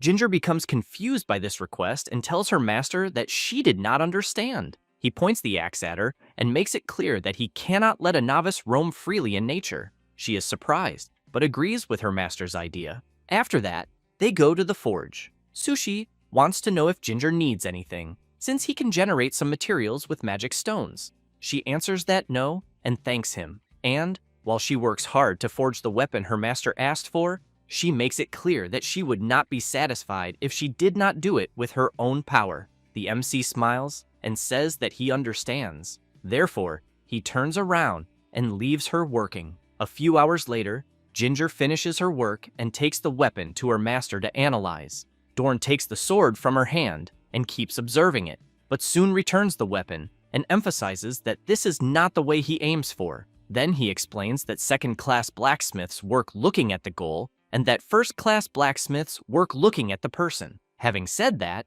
he looks at Sushi and emphasizes that, if that is the case, this should show where her gaze is fixed. Then he points out that he has his fire and she has hers, and that is why she must remember well not to let her flame go out and to follow her own inner flame within her. Ginger is impressed by her master's words, but the MC asks Dorn if that means she passed. He simply turns around and leaves, asking Sushi to just take care of Ginger. She keeps looking at the sword she forged and thinking about her master's words. Sushi feels happy to know that he gained another new ally and, on top of that, a dwarf artisan. Meanwhile, the old man continues on his path in search of the Philosopher's Stone. Ginger makes a gesture of gratitude to her master, and Sushi comments that, now that they secured an artisan as an ally, they need to strengthen the production base.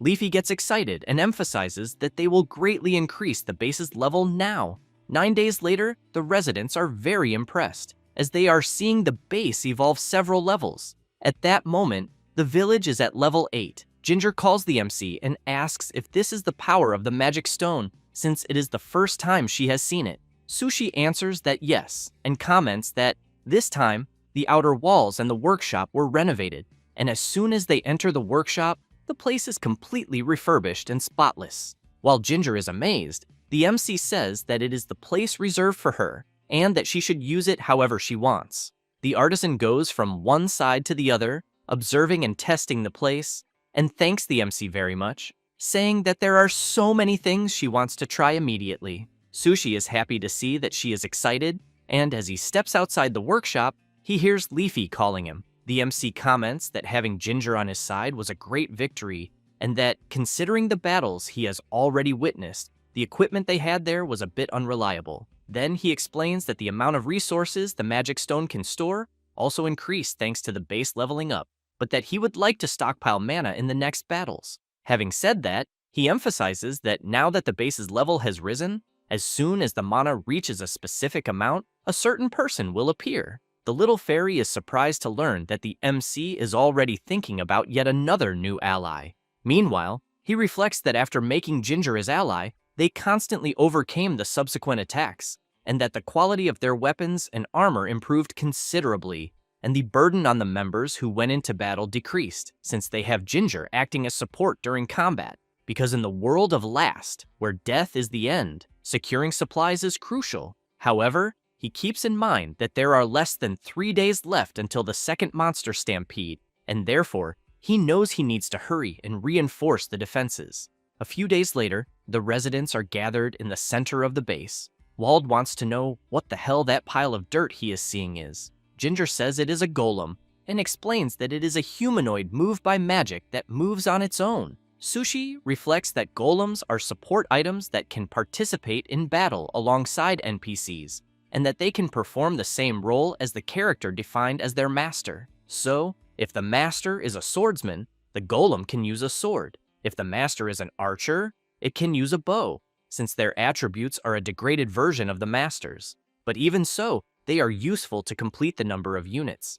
Then Ginger laughs and explains that she can only move the golems because they are at the source of the magic stone, and besides that, she always wanted to try making one. Anemona becomes intrigued as she watches the golem using a sword and shield and immediately wants to know if that thing can really fight. Ginger answers that yes, and explains that if the hunter defines a master, the golem can fight in the same style as its master, although its attributes are lower. A resident, noticing a golem wearing an apron and holding a broom, wants to know if those things can help with household chores. The artisan makes it clear that she can assign tasks such as cleaning or laundry to the golems and anything that involves physical movement. The residents are impressed by this creation and begin to speculate around it. Then one of the golems moves, and Ginger becomes intrigued since she knows that for the golems to react the way they are, there must be another mother source nearby, until someone shouts warning that someone is approaching the base. Everyone quickly goes to the entrance of the base and watches the person walking out of the middle of the forest, and it does not take long for that person to reach the entrance. The blonde arrives confidently and shouts that she challenges the leader of the village to a duel. She is the daughter of the queen of the White Forest, Ulyssia Weiswald. Everyone at the base cannot believe the girl's audacity. Then the MC comments to Leafy that, apparently, the conditions for the spawn have been met.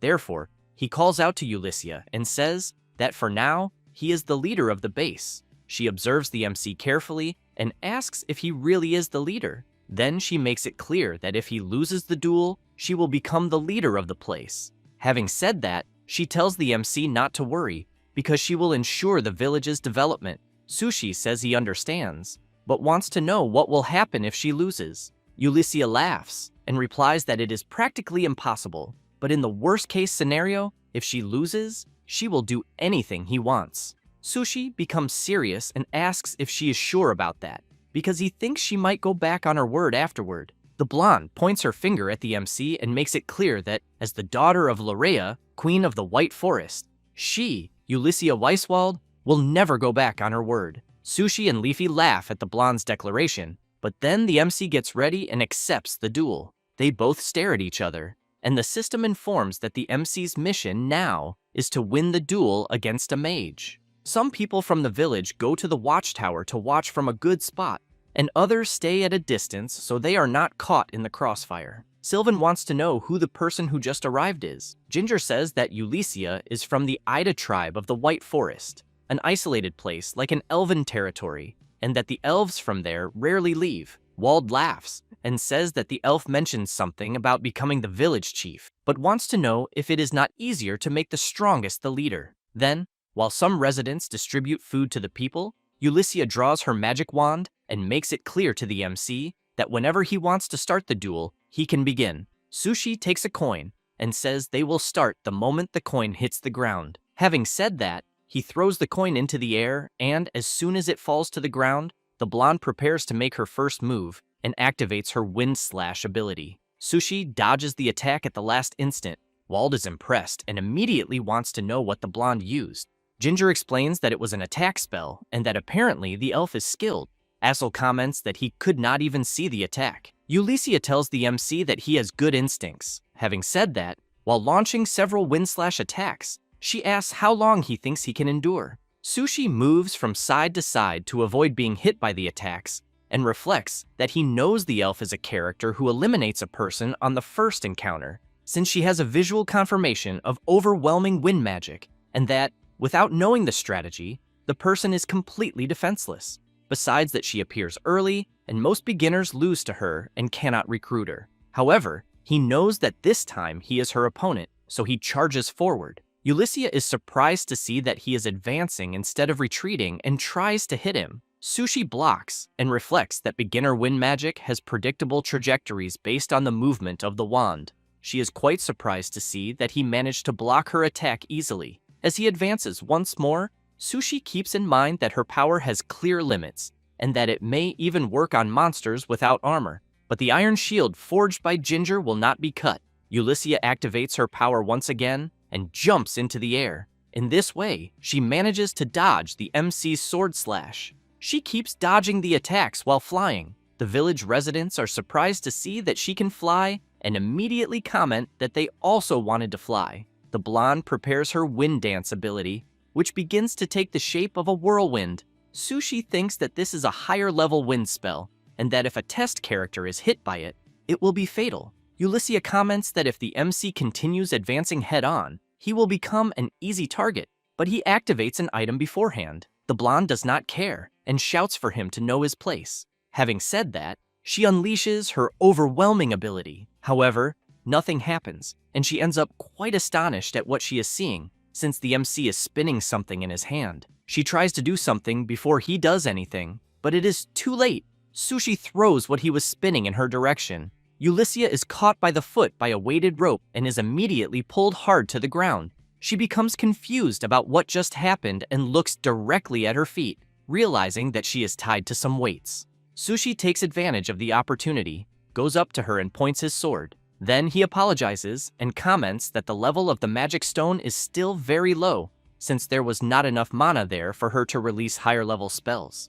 Therefore, he emphasizes that, apparently, it seems he won the duel. She becomes nervous and says that she ended up losing to someone who does not even use magic. But when she sees the MC's expression indicating that now she will do everything he orders, Ulysses is completely in shock. Later, she is helping to gather the debris that broke during the battle and saying that she had said she would accompany him, but wants to know why she has to help clean up the place. Sushi makes it clear that she was the one who broke things, and that, therefore, she is the one who must clean. And while she keeps stacking things with her wand, Sushi watches the people working hard together with the golems. Leafy comments to her creator that it is good that the mage has also joined them. He watches the elf grumbling and replies that yes, but they will test the new tactics that night during the battle. After that, the MC goes to the middle of the forest together with Ulysses, Ginger, and the golems. He is always attentive to the blonde's movements,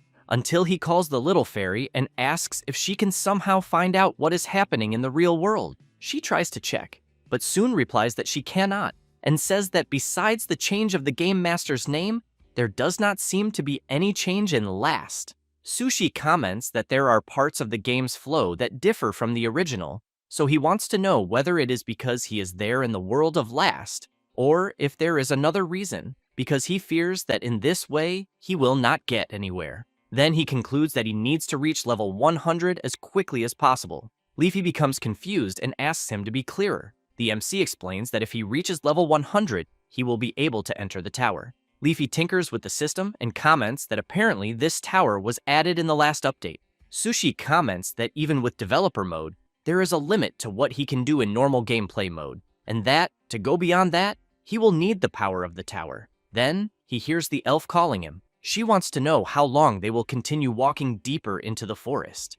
The MC replies that until the monsters appear. Then he thinks that he wants to test magic and the golems before that night's battle, which is precisely why they went to the forest. However, he decides to ask how good Ulysses is with magic. The blonde starts bragging, saying that if it is wind magic, she can use anything, as well as other types too. But she soon changes her expression when she hears the MC wanting to know how much she can use where they are. Ulysses becomes embarrassed and says that she thinks she can use some offensive wind spells and some movement support magic, but starts shouting that it is not her fault, since the magic stones there are bad and the terrain has little mana, and that if those were real conditions, she could certainly do more. The MC points out that he is not blaming her, and explains that she still needs to know exactly what she can use at the moment. Having said that, he emphasizes that if the maneuver she used earlier had been in a real fight, she could have been eliminated.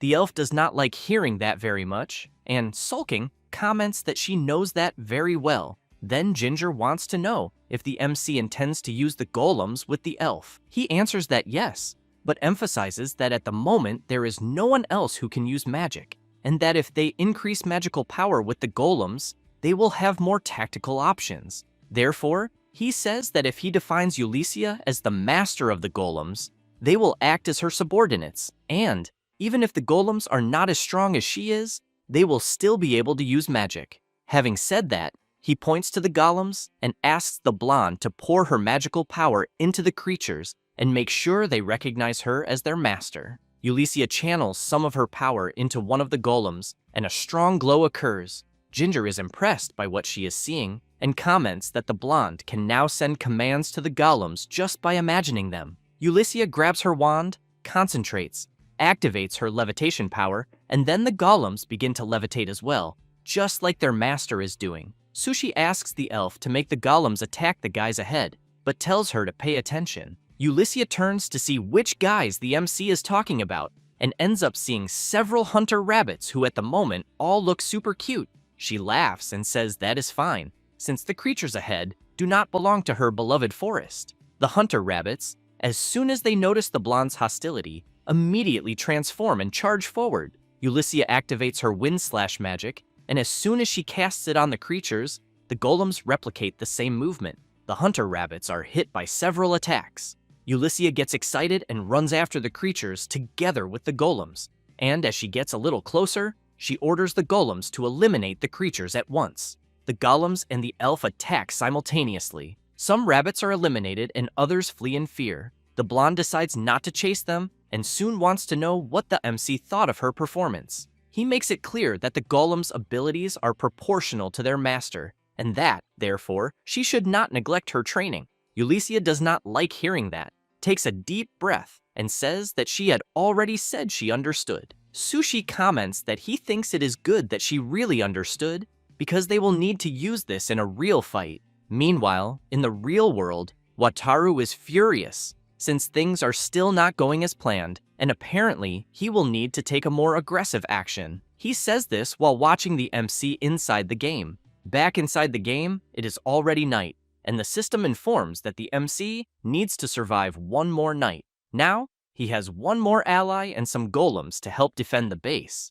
Sushi warns everyone that the monsters are approaching, and that everyone should follow the plan. That said, he calls for Ulysses and makes it clear that her movements will be the key to success. She replies that she knows and tells the MC to relax. Wald shouts that the monsters have arrived. The goblins start entering the base, and this time, they are equipped with swords and shields, until a larger goblin appears behind the others and lets out a roar, which makes the other goblins excited for battle. The MC realizes that the creatures have started fighting in an organized manner and that, as the base level increases, apparently the enemy tactics become more and more advanced. Then, he looks at Anemona and concludes that they need to raise their own tactics to the next stage as well. The huntress orders the archers to fire their arrows. And, while the goblins are being hit, the MC thinks that first they broke the enemy line formation with long-range attacks. And then, it is Ulysses' turn, as she advances at high speed along with the golems. And, wherever they pass, the goblins are struck without knowing what hit them. Sushi knows that with her high attack power and fast movement, Ulysses' magic unit functions like cavalry and can also cut through and split enemy groups. Next, the MC's group advances to the front of the battle. Ulysses heads to the left, and Wald and the others go to the right. The MC soon enters the battle and thinks that they will delay a group of goblins with arrows to immobilize them. And, meanwhile, Ulysses and the golems cause chaos in another part of the battlefield. Sushi keeps in mind that while the ground squad wears down the other group, Ulysses, who is the key piece this time, has her fun, while the goblins are worried about the ground troops. Sushi, realizing that the plan is going as intended, reflects that in this way they can locally cancel out the creature's numerical advantage. The blonde continues taking down several goblins at once, until the MC shouts, telling Wald to finish things there quickly and go after the goblin that seems to be the leader of the creatures. He defeats the weak goblin and comments that he did not even need to say it. Being so, he gets excited and says that the big one is his. That said, he rushes toward the goblin that appears to be the leader of the lesser goblins. However, Ulysses appears shouting, telling Wald to get out of her way. He is surprised by the elf's sudden appearance, and she charges through, striking the creatures. Wald has to jump to the side so he is not hit as well. Sushi is surprised by Ulysses' attitude. Wald, on the other hand, gets nervous and shouts, wanting to know what the blonde thinks she is doing. He responds by shouting that he was the one who stepped in front of her. At that moment, a creature appears in front of Wald, and the MC shouts, telling him to pay attention. Wald manages to block the attack at the last second, but is heavily pressured by the creature's strength. Sushi tells Wald to hold the goblin the way he is doing, that he is already arriving. Being so, with a quick movement, the MC delivers a slash to the creature. Wald lets go of the goblin and shouts, saying that now it is his turn. Then he drives his sword into the goblin, who barely has time to defend himself and soon falls hard to the ground. The goblins realize that their leader has just been eliminated. Sushi comments that this is great and orders everyone to finish this once and for all, and they all move together to end the battle. A few hours later, the villagers manage to defeat all the creatures, and the system announces that the mission to survive one more night has been completed. Wald wastes no time and immediately goes to Ulysses and shouts, wanting to know what she has in her head. Leafy appears and says that apparently there are still things to improve in the group's coordination. Sushi agrees and comments that he knows that, in fact, Ulysses is a great asset in battle, but seeing Wald and her arguing, he emphasizes that they need to further refine their group tactics for the second wave and strengthen the base as well. The next day, the base is once again being upgraded, and as soon as it is ready, the base reaches level 10. Wald looks around and comments that it has become even bigger again. Ulysses comments that it does not reach the level of elven creation magic, but that the power of the magic stone there is not bad at all either. Sushi stays at a distance observing the surroundings, and Leafy says that they managed to level up in time. Sushi agrees, but points out that it was by a very small margin, since he has in mind that wanting to increase the level before the second wave, they invested all their knowledge and effort into gathering resources. And that, thanks to people like Anemona and Ulysses, whom he normally would not be able to recruit in a regular match, they managed to gather the maximum amount. Leafy comments that now that the base has reached level 10, something will happen. Sushi agrees and says that this means more NPCs will be added. Being so, the MC shouts for everyone to clear the square because more players are about to arrive. That said, a glow appears in the sky, and soon a beam of light descends into the center of the village. Everyone watches attentively, and from the light, more people come out to help in the village. Sushi approaches them and comments that he is sure they are confused. Then he asks them to let him explain the situation to everyone. And after some time explaining the situation, one of the people shouts saying that the MC is joking since they were dragged there for no reason and forced to fight monsters. Next, a woman asks the MC to send them back. Sushi comments that he is very sorry and makes it clear that there is no way to send them back. Sylvan approaches saying that, even so, they have houses and food there, and that, for now, living there is the only real option. The guy from before keeps shouting, wanting to know what the old man is talking about, and then points his finger at the MC and says that he was the one who kidnapped everyone there. At that moment, Wald draws everyone's attention and comments that he has seen this type of reaction somewhere before, but as he tries to speak, he realizes he is not good at talking to people and bursts into laughter. The people soon want to know who the hell he is and ask Wald to stay out of it. Hearing that is a shock to Wald, and he immediately becomes serious and makes it clear that they tried to be kind. And, as he tries to charge at the new residents, two people hold Wald back so he does not mess things up. The other villagers are stunned by the shouting happening there, until Anemona asks if they should deal with that night's attack only with the current members. Sushi answers no, and emphasizes that the scale of the attack will only increase, and that it will be difficult unless they increase their numbers as well. The Huntress watches the furious Wald and thinks that if they do not reach a consensus, she believes things may get out of control. The MC just takes a deep breath, thinking that he needs to resolve this as quickly as possible. A few hours later, the women of the base continue working and talking. In the workshop, Ginger is showing the new residents how the artisan craft works. Azel is watching the new children play. The new residents who can fight are gathered at the training field. Sushi shouts, warning that the monsters will not have mercy on them for being new. That said, he emphasizes that if they do not want to be eliminated, they must prepare properly. The guy from before, who was upset about being taken there by force, just keeps observing things without saying anything. Later, dinner is being served and several people are in the dining hall. The new residents are talking and eating, while the old residents are talking about what they will do later. Sylvan tries to get a little more drink, but the woman refuses to give him more, and the new residents notice this, and the woman and the guy from before do not like it. Sushi notices this and thinks that unfortunately, they will be going into battle still carrying so many uncertainties. Then he considers that perhaps that night's fight might really be difficult, and it does not take long for the 12th day of surviving the night to arrive. While Wald and the others fight, one of the new residents trembles in fear of getting involved in the battle. Wald notices this and shouts, wanting to know what the guy is doing, because he needs to fight harder and push forward so he is not forced back. Being so, he gathers his courage and starts fighting. His partner eliminates a goblin, and the MC comments that he is doing well, but asks him to stay calm and observe his surroundings. Next, Sushi watches Aesel helping his rookie partner and thinks that he added one new NPC to each squad and assigned the rest to base defense, since he knows that flooding the front lines with unreliable members would only bring the risk of a total collapse. Meanwhile, in the center of the base, Leafy is observing the new residents standing around until a guy asks what they are doing and tells them to take their positions quickly. However, the new residents do not care at all and just walk away. Leafy notices this and does not like it one bit.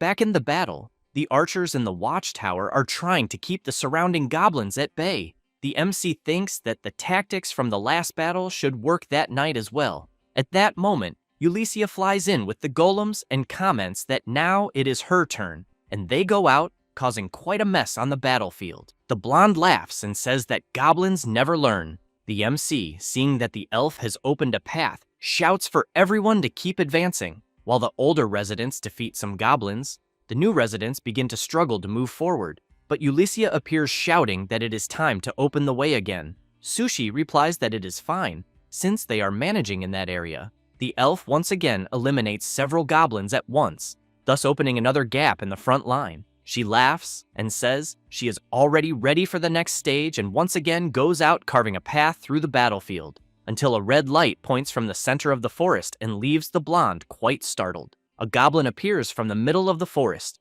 charging straight at her. Ulyssia cannot dodge and ends up being struck and thrown hard to the ground. More goblins begin to emerge from the forest. The blonde grabs her wand and says she would never have imagined being ambushed by a bunch of inferior beings. Sushi is intrigued by this and shouts that it is a second wave. Wald asks what they are going to do. The MC replies that he will help the elf, since she is at a numerical disadvantage and close combat is not her strong point. That said, both of them run to help her. However, several goblins block the path, intending to stop them from passing. Wald, while fighting a goblin, wants to know what the hell happened, since it almost seems like the creature suddenly gained more stamina. Sushi looks to the side when he hears a rookie scream after being struck. Then he thinks that the situation has become more difficult, because the enemy pressure is too much for the new recruits to handle. And, watching Ulyssia struggle, he questions why there was an ambush, since he knows that goblins should not use such tactics on day 12. At that moment, the recruit who was attacked begins to tremble in fear and soon runs away, fleeing the battlefield and shouting that he does not want to be eliminated. Next, 2 more recruits run away as well, afraid of being eliminated. Sushi fears that at this rate, the front line will collapse and the goblins will invade the base. From atop the wall, one of the new residents is watching what is happening around and sees the other 2 recruits fleeing the battle in desperation. Being so, he looks at the other residents who arrived with him and nods, saying that the time has come. Meanwhile, Ulyssia does not give up fighting and casts her Windblade skill, until, if it were not for a golem defending her, she would have been struck from the side without even noticing. Then, she becomes nervous, since she is being overwhelmed. Leafy runs to her creator and says that a huge problem has happened, since some of the new NPCs who arrived have fled the base. The MC becomes nervous, since besides having difficulties on the front line, now this new problem has arisen. And seeing the others struggling and visibly tired, Sushi tells Leafy to initiate the combat AI switch, which leaves her quite surprised and wanting to know if her creator is sure. He replies that he knows it is a huge risk, but emphasizes that as things are getting complicated, he needs to end this quickly. Being so, the MC shouts for Wald and Azel to gather everyone around him. Wald asks if it is really necessary, but Azel calls him and says they need to do it quickly. Being so, after calling the others, they run to join the MC. Sushi and his partner are fighting, and after eliminating the goblins there, the MC looks to the side and says that at the current pace he thinks the battle line will collapse. That said, he says he will strengthen all of them with the power of the magic stone. Azel is surprised and asks if the MC can really do that, and Wald shouts that if he could do that, he should have done it from the beginning. Sushi says there is a price, since it places a heavy burden on the body, and that because of that, he cannot use it for long, but that if they do not hold their ground there, they will have no hope of winning. Wald makes it clear that if they do not win, they will be doomed anyway, so he tells the MC to just do it. Being so, Sushi tells them to turn their backs.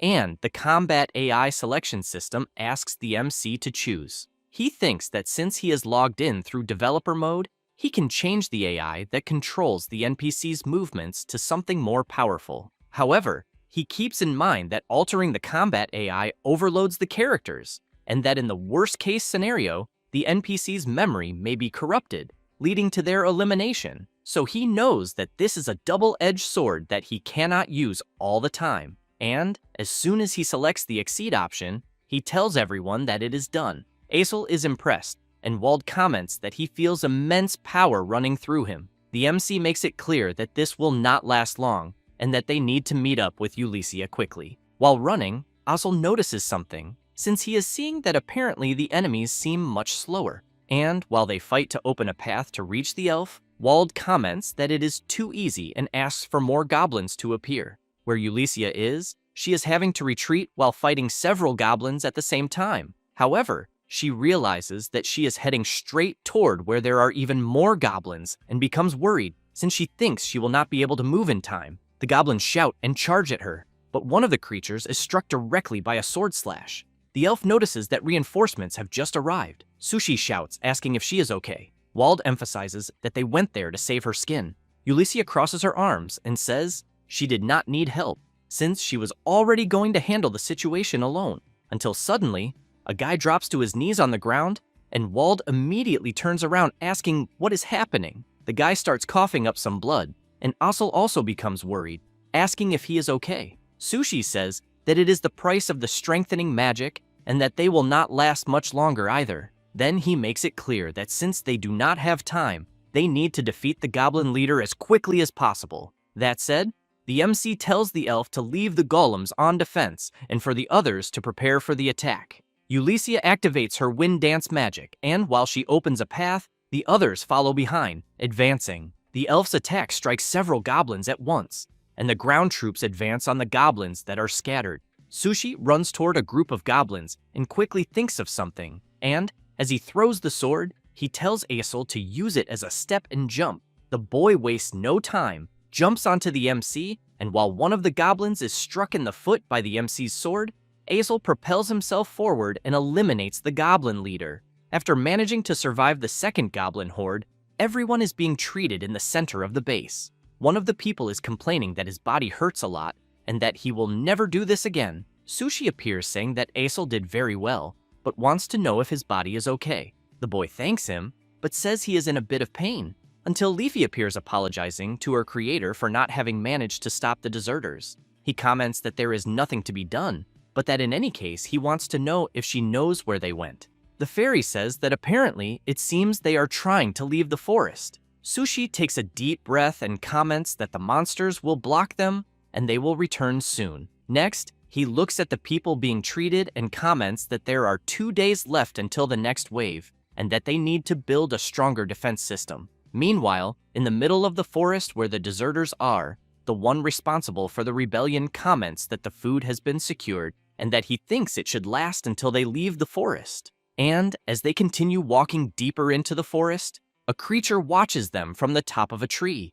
After that, the MC returns to the base and sees the warehouse completely messy. He comments to Leafy that apparently the residents who fled had stockpiled supplies to escape. Thus, on the morning of the 13th day, they cleaned up the mess from the previous night and rebuilt the formation. Then, everyone sat down and talked in detail with the newly arrived NPCs. From there, old and new members got to know each other. In this way, the MC felt that a basic shared understanding had been reached among the residents. And, after nightfall, thanks to this, they managed to enter the night of the 13th day fully prepared. However, as a precaution, they added more variations to Ulysses' tactics. And as soon as she, together with the golems, faced a group of goblins, Ulysses wondered if the inferior beings were really daring to confront her. As she moves to the right, she comments that she will only delay them. Thus, she activates her magic and attacks several goblins at once. In this way, The enemies who failed to react to her new movements became confused, and it was easier to defeat them than on the previous day. However, Sushi knew that even so, the creature's learning speed was really very fast, since he had in mind that this was clearly different from what had been set, so he really wanted to know what the hell was going on. And as the 14th day of defense arrived, the system warns that the Great Stampede would occur, so everyone prepared to survive another stampede. At that moment, a noise happens in the middle of the forest, and several animals appear running desperately, and it doesn't take long for the creatures to appear, all heavily armed, but this time some bring catapults. And as soon as one of the goblin leaders appears in the front group, the other creatures shout. Sushi shouts, saying to Ulyssia that he will be counting on her, who in turn, while preparing her arrows embedded with fire, comments that fire is not exactly her specialty, but even so, she will do her best. Having said that, she fires several arrows that hit the ground where several creatures are gathered. In this way, she activates a mine trap and generates a huge explosion, eliminating several goblins within the blast radius. Sushi shouts, giving the order for the others to advance, and the goblins also advance to confront them, and another frenetic battle begins.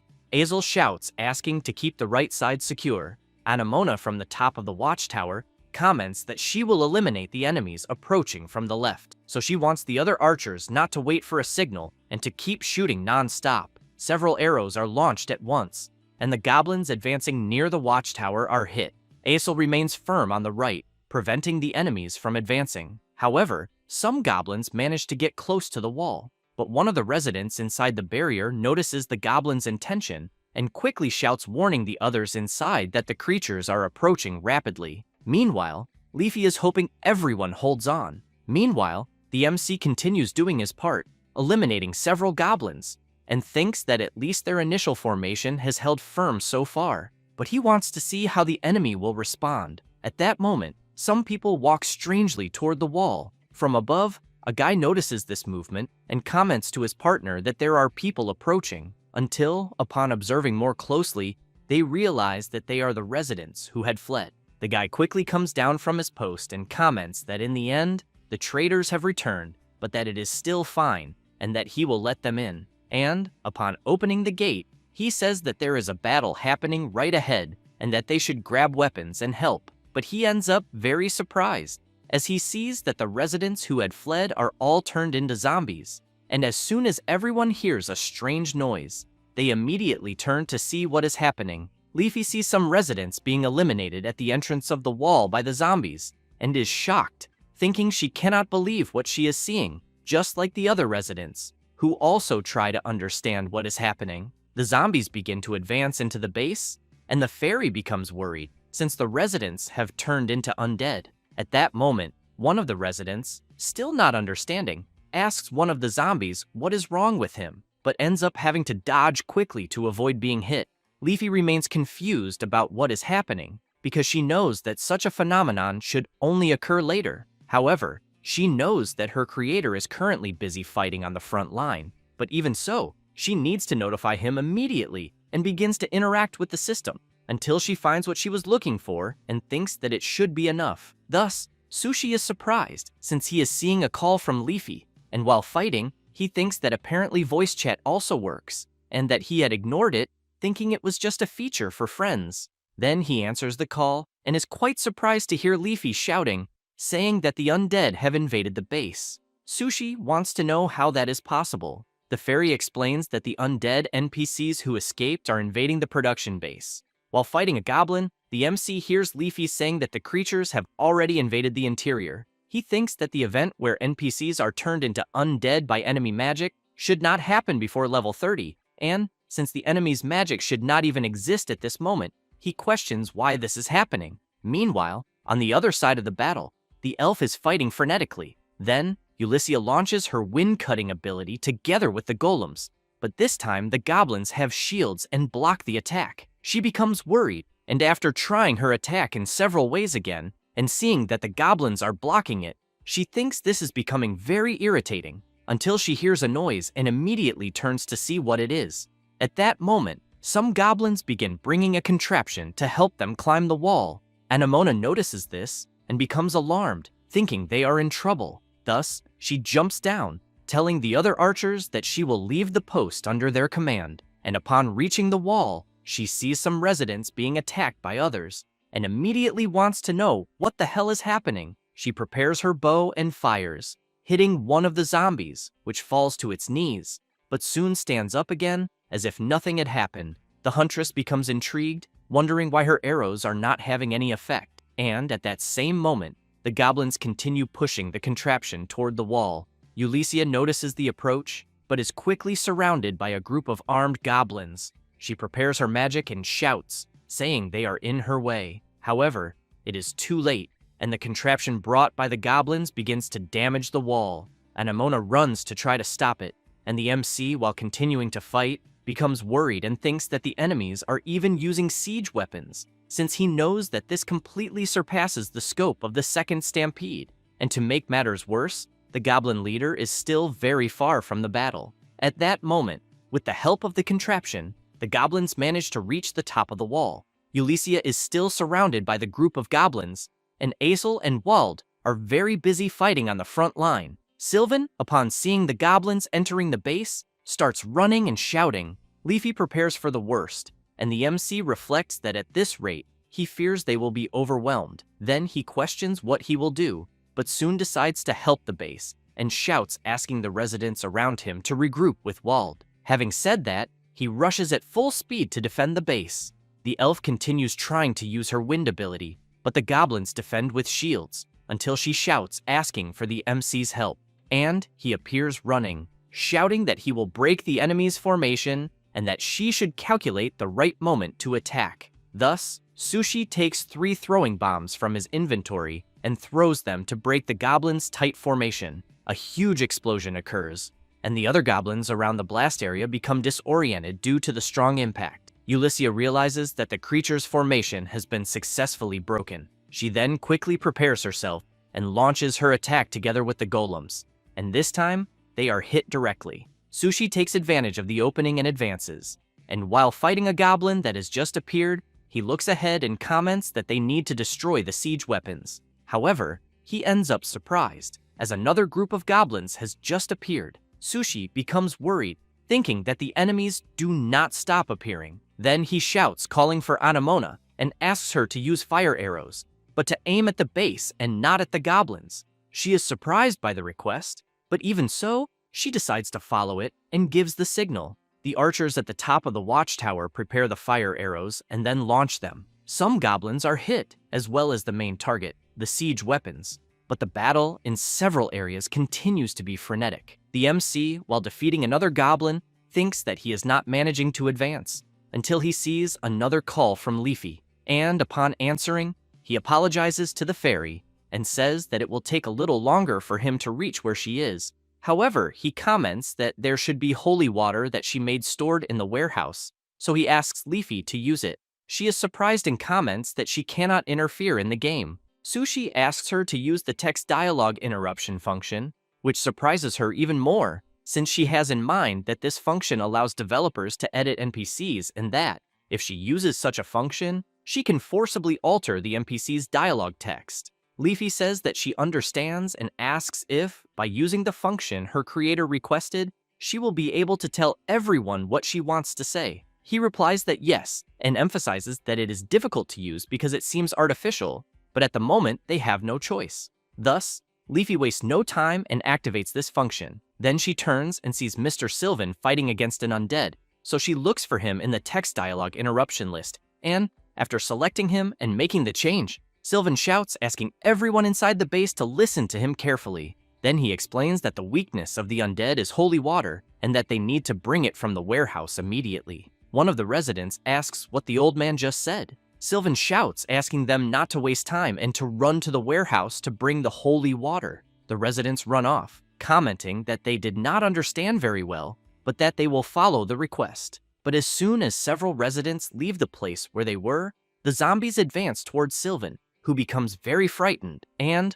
while running away, shouts warning that the holy water is the one in the glass bottles. Leafy thinks that with this, she believes they managed to defeat the undead. However, the old man ends up falling to the ground, and a zombie quickly approaches him, and he becomes worried, thinking if he will be able to defend himself, until one of the residents shouts to the old man and asks if what he is holding are the bottles of holy water. Sylvan looks to see, and as the zombie gets closer, shouts asking the resident to throw the bottle quickly. The resident then throws the bottle and hits the zombie's head directly, causing the bottle to break and the holy water to spread. With this, the zombie begins to scream in pain, and Sylvan watches the reaction up close. The zombie soon falls to the ground, and the person who was cursed returns to normal. Thus, the residents begin to throw bottles of holy water at the undead. Leafy informs the MC that they managed to handle the situation inside the base. He says that he understands, and, since he is a bit busy,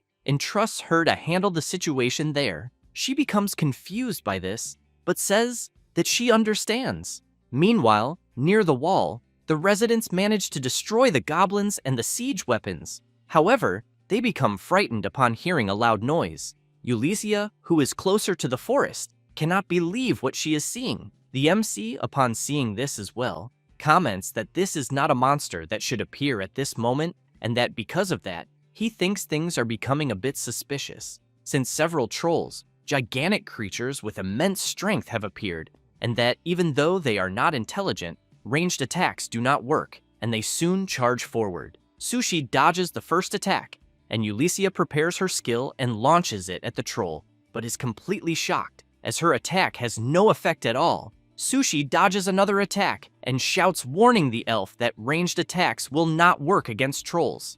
Anemona, seeing the creatures approaching, comments that at this rate, the wall will not hold. She then prepares an arrow, and as soon as she fires, the arrow is repelled by the creature's tough body. The huntress thinks of something and runs toward the troll, which in turn lands a direct hit on the wall. The residents are frightened, as they did not think the wall would be broken so easily.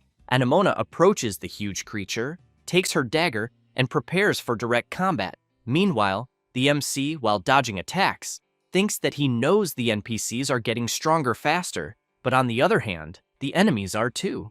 At that moment, Ulysses loses her patience and shouts for the troll to get out of her way, but due to this carelessness, she is struck by a punch from the creature and thrown hard to the ground. And while she is down, she watches the troll approaching. Meanwhile, where the huntress is, she is also hit by a blow and becomes very worried, thinking that the troll is indeed very strong. Sushi sees everyone struggling and thinks that apparently the troll may be very difficult for them, until Ulysses flies into the air and shouts, saying that the troll has really crossed the line. Having said that, she begins to recite an elven chant and gather power. Then she concentrates everything in her hand, prepares herself, and at incredible speed, lands a direct blow on one of the trolls and knocks it out. She laughs and says that it is a pity for the creature, as she is not an ordinary mage. At that moment, Anemona dodges the troll's punch, runs along the creature's arm, jumps into the air, and comes down, stabbing her dagger into the beast's face.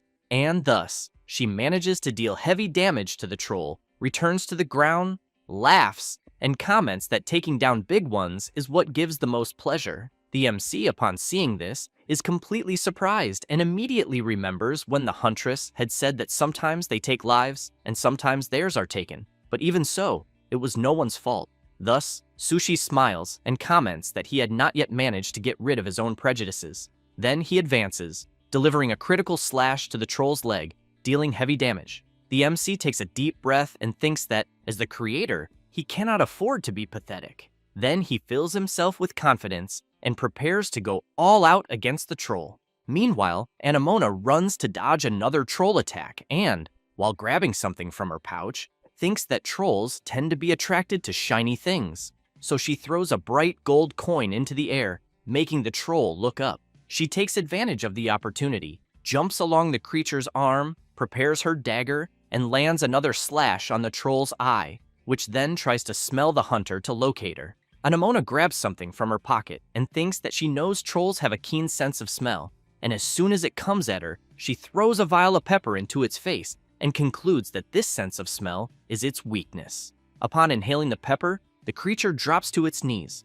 Anemona approaches the troll, grabs her dagger, and comments that as long as it is a living creature, its weak points do not change. Then she looks at the troll's neck and eliminates it. Meanwhile, Ulysses is also fighting a troll. She tries to block the enormous creature's punch, and then once again channels her power and lands a tremendous punch right in the middle of the troll's face. As soon as it looks forward, the elf delivers another powerful punch. The creature loses some balance but soon tries to strike Ulysses in various ways, yet she manages to dodge all the attacks. Then she uses her power and throws the remains of siege weapons at the troll. After that, she moves behind the creature and lands another punch. The troll loses its balance, but Ulysses does not stop attacking until the troll can no longer stand and collapses to the ground. The elf approaches, laughs, shoves her hand into the creature's mouth, and activates her cutting wind ability, finishing the troll from the inside out. She ends up covered in blood and comments that she urgently needs a bath. Meanwhile, the MC continues his battle with the troll. He blocks a punch with his shield, then with his sword, and once again with the shield. The troll gets angry and charges at the MC, who places his hand on the creature's body and jumps upward. The troll immediately turns and unleashes several attacks on the MC, but he manages to defend with his sword until Sushi trips over one of the fallen goblins on the ground, and the troll takes the opportunity to throw a punch. But the MC counters with a punch as well, and both fists collide with great force. Then Sushi uses the troll's fist to jump backward, and grabbing his sword, comments that by his calculations, he defended exactly 15 attacks. He then activates his ability and starts counterattacking the creature in various ways, continuing non-stop until he firmly grips his sword and delivers multiple consecutive slashes at once. The massive troll cannot withstand it and collapses completely defeated. Sushi plants his sword into the ground to support himself so he does not fall, takes a deep breath, and thinks that he has finally defeated the troll. Then Anamona tells him that the wall has been destroyed. Ulysses asks what they will do, because if they go on the defensive, they will slowly lose. Sushi emphasizes that if the base falls, everything will be over, and therefore wants the two of them to protect the base while he regroups with Aesel and the others to rebuild the front line. With that, everyone heads to their positions. Meanwhile, on the other side of the tree, a creature is lurking, constantly observing the villagers' movements, and upon noticing that Anamona is distracted, prepares its dark magic. Ulysses senses something strange and immediately looks back, wondering if she really felt magical power. The hidden creature launches its dark attack, and Ulysses notices it heading straight toward the hunter, becoming alarmed and questioning what to do, and within seconds decides to step in front of the attack and takes an arrow. As soon as the fairy falls heavily to the ground, Anamona shouts in concern. Sushi turns upon hearing the hunter's scream, then looks toward the forest and sees the strange creature watching him and laughing. The MC is alarmed, wondering if it is a magical goblin and if it is the one controlling everything there. Then he thinks about the appearance of the trolls, the siege weapons, and the villagers turned into undead. With that, he starts running, and Anamona shouts for him to wait and not go alone. Sushi tells her to take care of Ulysses, enter the base, and reinforce the defenses. With that, he goes after the magical goblin, which in turn just keeps laughing. After that, Anamona carries Ulysses to the base, and as soon as they approach the entrance, the hunter shouts that there are many injured and that they need to be treated.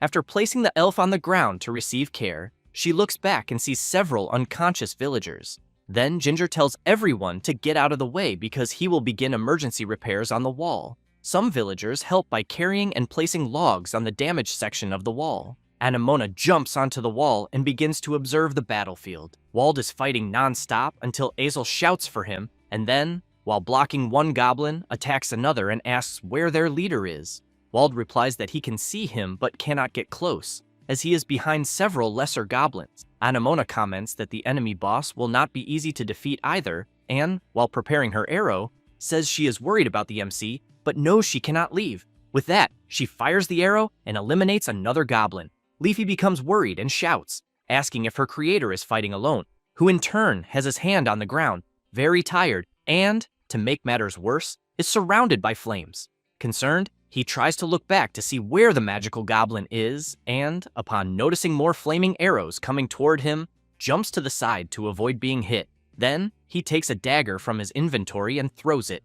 The magical goblin notices the attack's intent and jumps aside to dodge, but but soon continues firing arrows that force the MC to keep running to avoid being hit, until he stops and thinks that even though he is dodging the magical attacks, none of his critical attacks are activating. Then he sits on the ground behind a tree to rest briefly and reflects that, in his current state, he cannot even use a powerful long-range attack, and that, at this pace, he fears he will lose. Then, he is surprised to hear someone calling him, and, when he looks up, sees that it is Leafy and immediately asks what she is doing there. The fairy looks back and says that apparently the enemy he is fighting is a goblin mage, but she knows that such a creature should not appear in just the second wave of monsters. Sushi says that there is definitely some kind of interference, then thinks of Wataru and believes it can only be him. However, he tells Leafy that he will deal with that later, because first they must defeat the enemy right in front of them. Leafy flies upward and says she will find the enemy's location, and it does not take long for her to spot something, and from high above, she sees a goblin mage hidden at the top of a tree. So Leafy signals to the MC, and he nods, indicating he understood. Then he starts running and jumps from one tree to another until, when stepping on a branch, a noise is made, and this noise is heard by the goblin mage, who turns to see what it is. Sushi appears ready to strike, but the goblin mage quickly prepares his staff. However, the MC is faster and grabs the creature's arm, and with the other hand, Sushi tries to attack his enemy, but ends up having to close his eyes due to a strong flash caused by the goblin, which takes advantage of the MC's distraction and moves behind him. Leafy shouts for her creator to be careful, but the goblin mage hears her, turns to attack her, and hits her directly with his dark magic, pinning her to the tree ahead. Sushi cannot believe it, because not only did the goblin mage manage to see Leafy, but he also managed to hit her, and as he sees the creature channeling a flame power into his staff, he wonders if the person he has in mind is applying system-level modifications to the game, because he knows that should theoretically be impossible. Then he looks at his sword, and also questions how effective his attacks will be against this enemy, and concludes that he will have no choice but to do what he has in mind, but is soon forced to defend against the creature's attack. And both stand face to face, staring at each other as they clash their weapons. Sushi applies more force and tries to strike the goblin mage, but the creature retreats and dodges. The MC moves his sword quickly and once again tries to hit his opponent, but the goblin mage jumps back again, avoiding the blow. Then the creature jumps down from the tree. Sushi jumps as well and tries at all costs to land a cut on the goblin mage, who in turn raises his staff and counterattacks. Then he plants the staff into the ground and, while reciting an ancient chant, conjures flames through it. At that moment, the MC notices roots with flames emerging from the ground and becomes concerned, thinking that it is usually an unavoidable attack. But he activates his ability and manages to visualize all the possible directions of the incoming attacks. In this way, while dodging the flame attacks, he advances toward the goblin mage and, while doing so, thinks that by touching the enemy's body, he activated the visualization of attack trajectories and hitboxes. Therefore, he knows that, at the moment, it is useless against enemies that focus on physical attacks, but very effective against long-range attacks. And, while the goblin mage conjures his fire-imbued arrows, the MC reflects that if he creates distance from his enemy, he will be at a disadvantage, and so he will resolve the fight in close combat. Then he starts dodging the arrows by moving sideways, and then jumps straight at the creature, but ends up being surprised by a strong kick from the goblin mage, who wastes no time and moves behind the MC and tries to strike him with several blows. But Sushi manages to dodge all the attempts, until he equips his shield to block a powerful fire magic attack. Sushi steps back, as does the goblin mage, but upon noticing that his opponent is fleeing, he equips a dagger and throws it. However, the goblin mage dodges, and then escapes at high speed, jumping from one tree to another. The MC does not like this at all, because now the creature had created distance. Then, he has to run to the side to avoid being hit by arrows, until he stops, because his escape route has been blocked by several burning trees on the ground. Sushi tries to calm himself, and looks in the direction of his opponent, and, with his visualization ability active, sees all the trajectories of the arrows launched by the goblin mage, who in turn is laughing a lot. At that moment, Leafy shouts in concern for her creator. He stays quiet, then smiles, and, while unequipping his set, comments that normally the situation he is in would be a crisis, but for the creator, it is an opportunity. Leafy shouts, asking why he removed the initial equipment. Sushi throws his sword and shield into the air, and the goblin mage looks up confused. At that moment, the MC's system informs that physical collision detection has been turned off. Sushi starts running, analyzing the possible trajectories of all his opponent's attacks, and thinks that by disabling physical collision detection, he can ignore enemies and obstacles to pass through them. But he knows he can only disable collision for himself and his standard equipment, and that if his timing is wrong, he will suffer massive damage. And as he approaches from behind his opponent and prepares to attack him, he concludes that if it works, he will be able to overcome the distance barrier. Thus, he lands a direct hit with his dagger into the creature's body, then laughs and comments that he knows it is a difficult resource to use, but in the end, it was useful. The goblin mage starts moving his arm to try to grab the staff, but the MC acts quickly and lands another strike with his dagger. The creature stops moving, and Sushi stands up, but ends up quite surprised when he hears someone asking him to look to the side.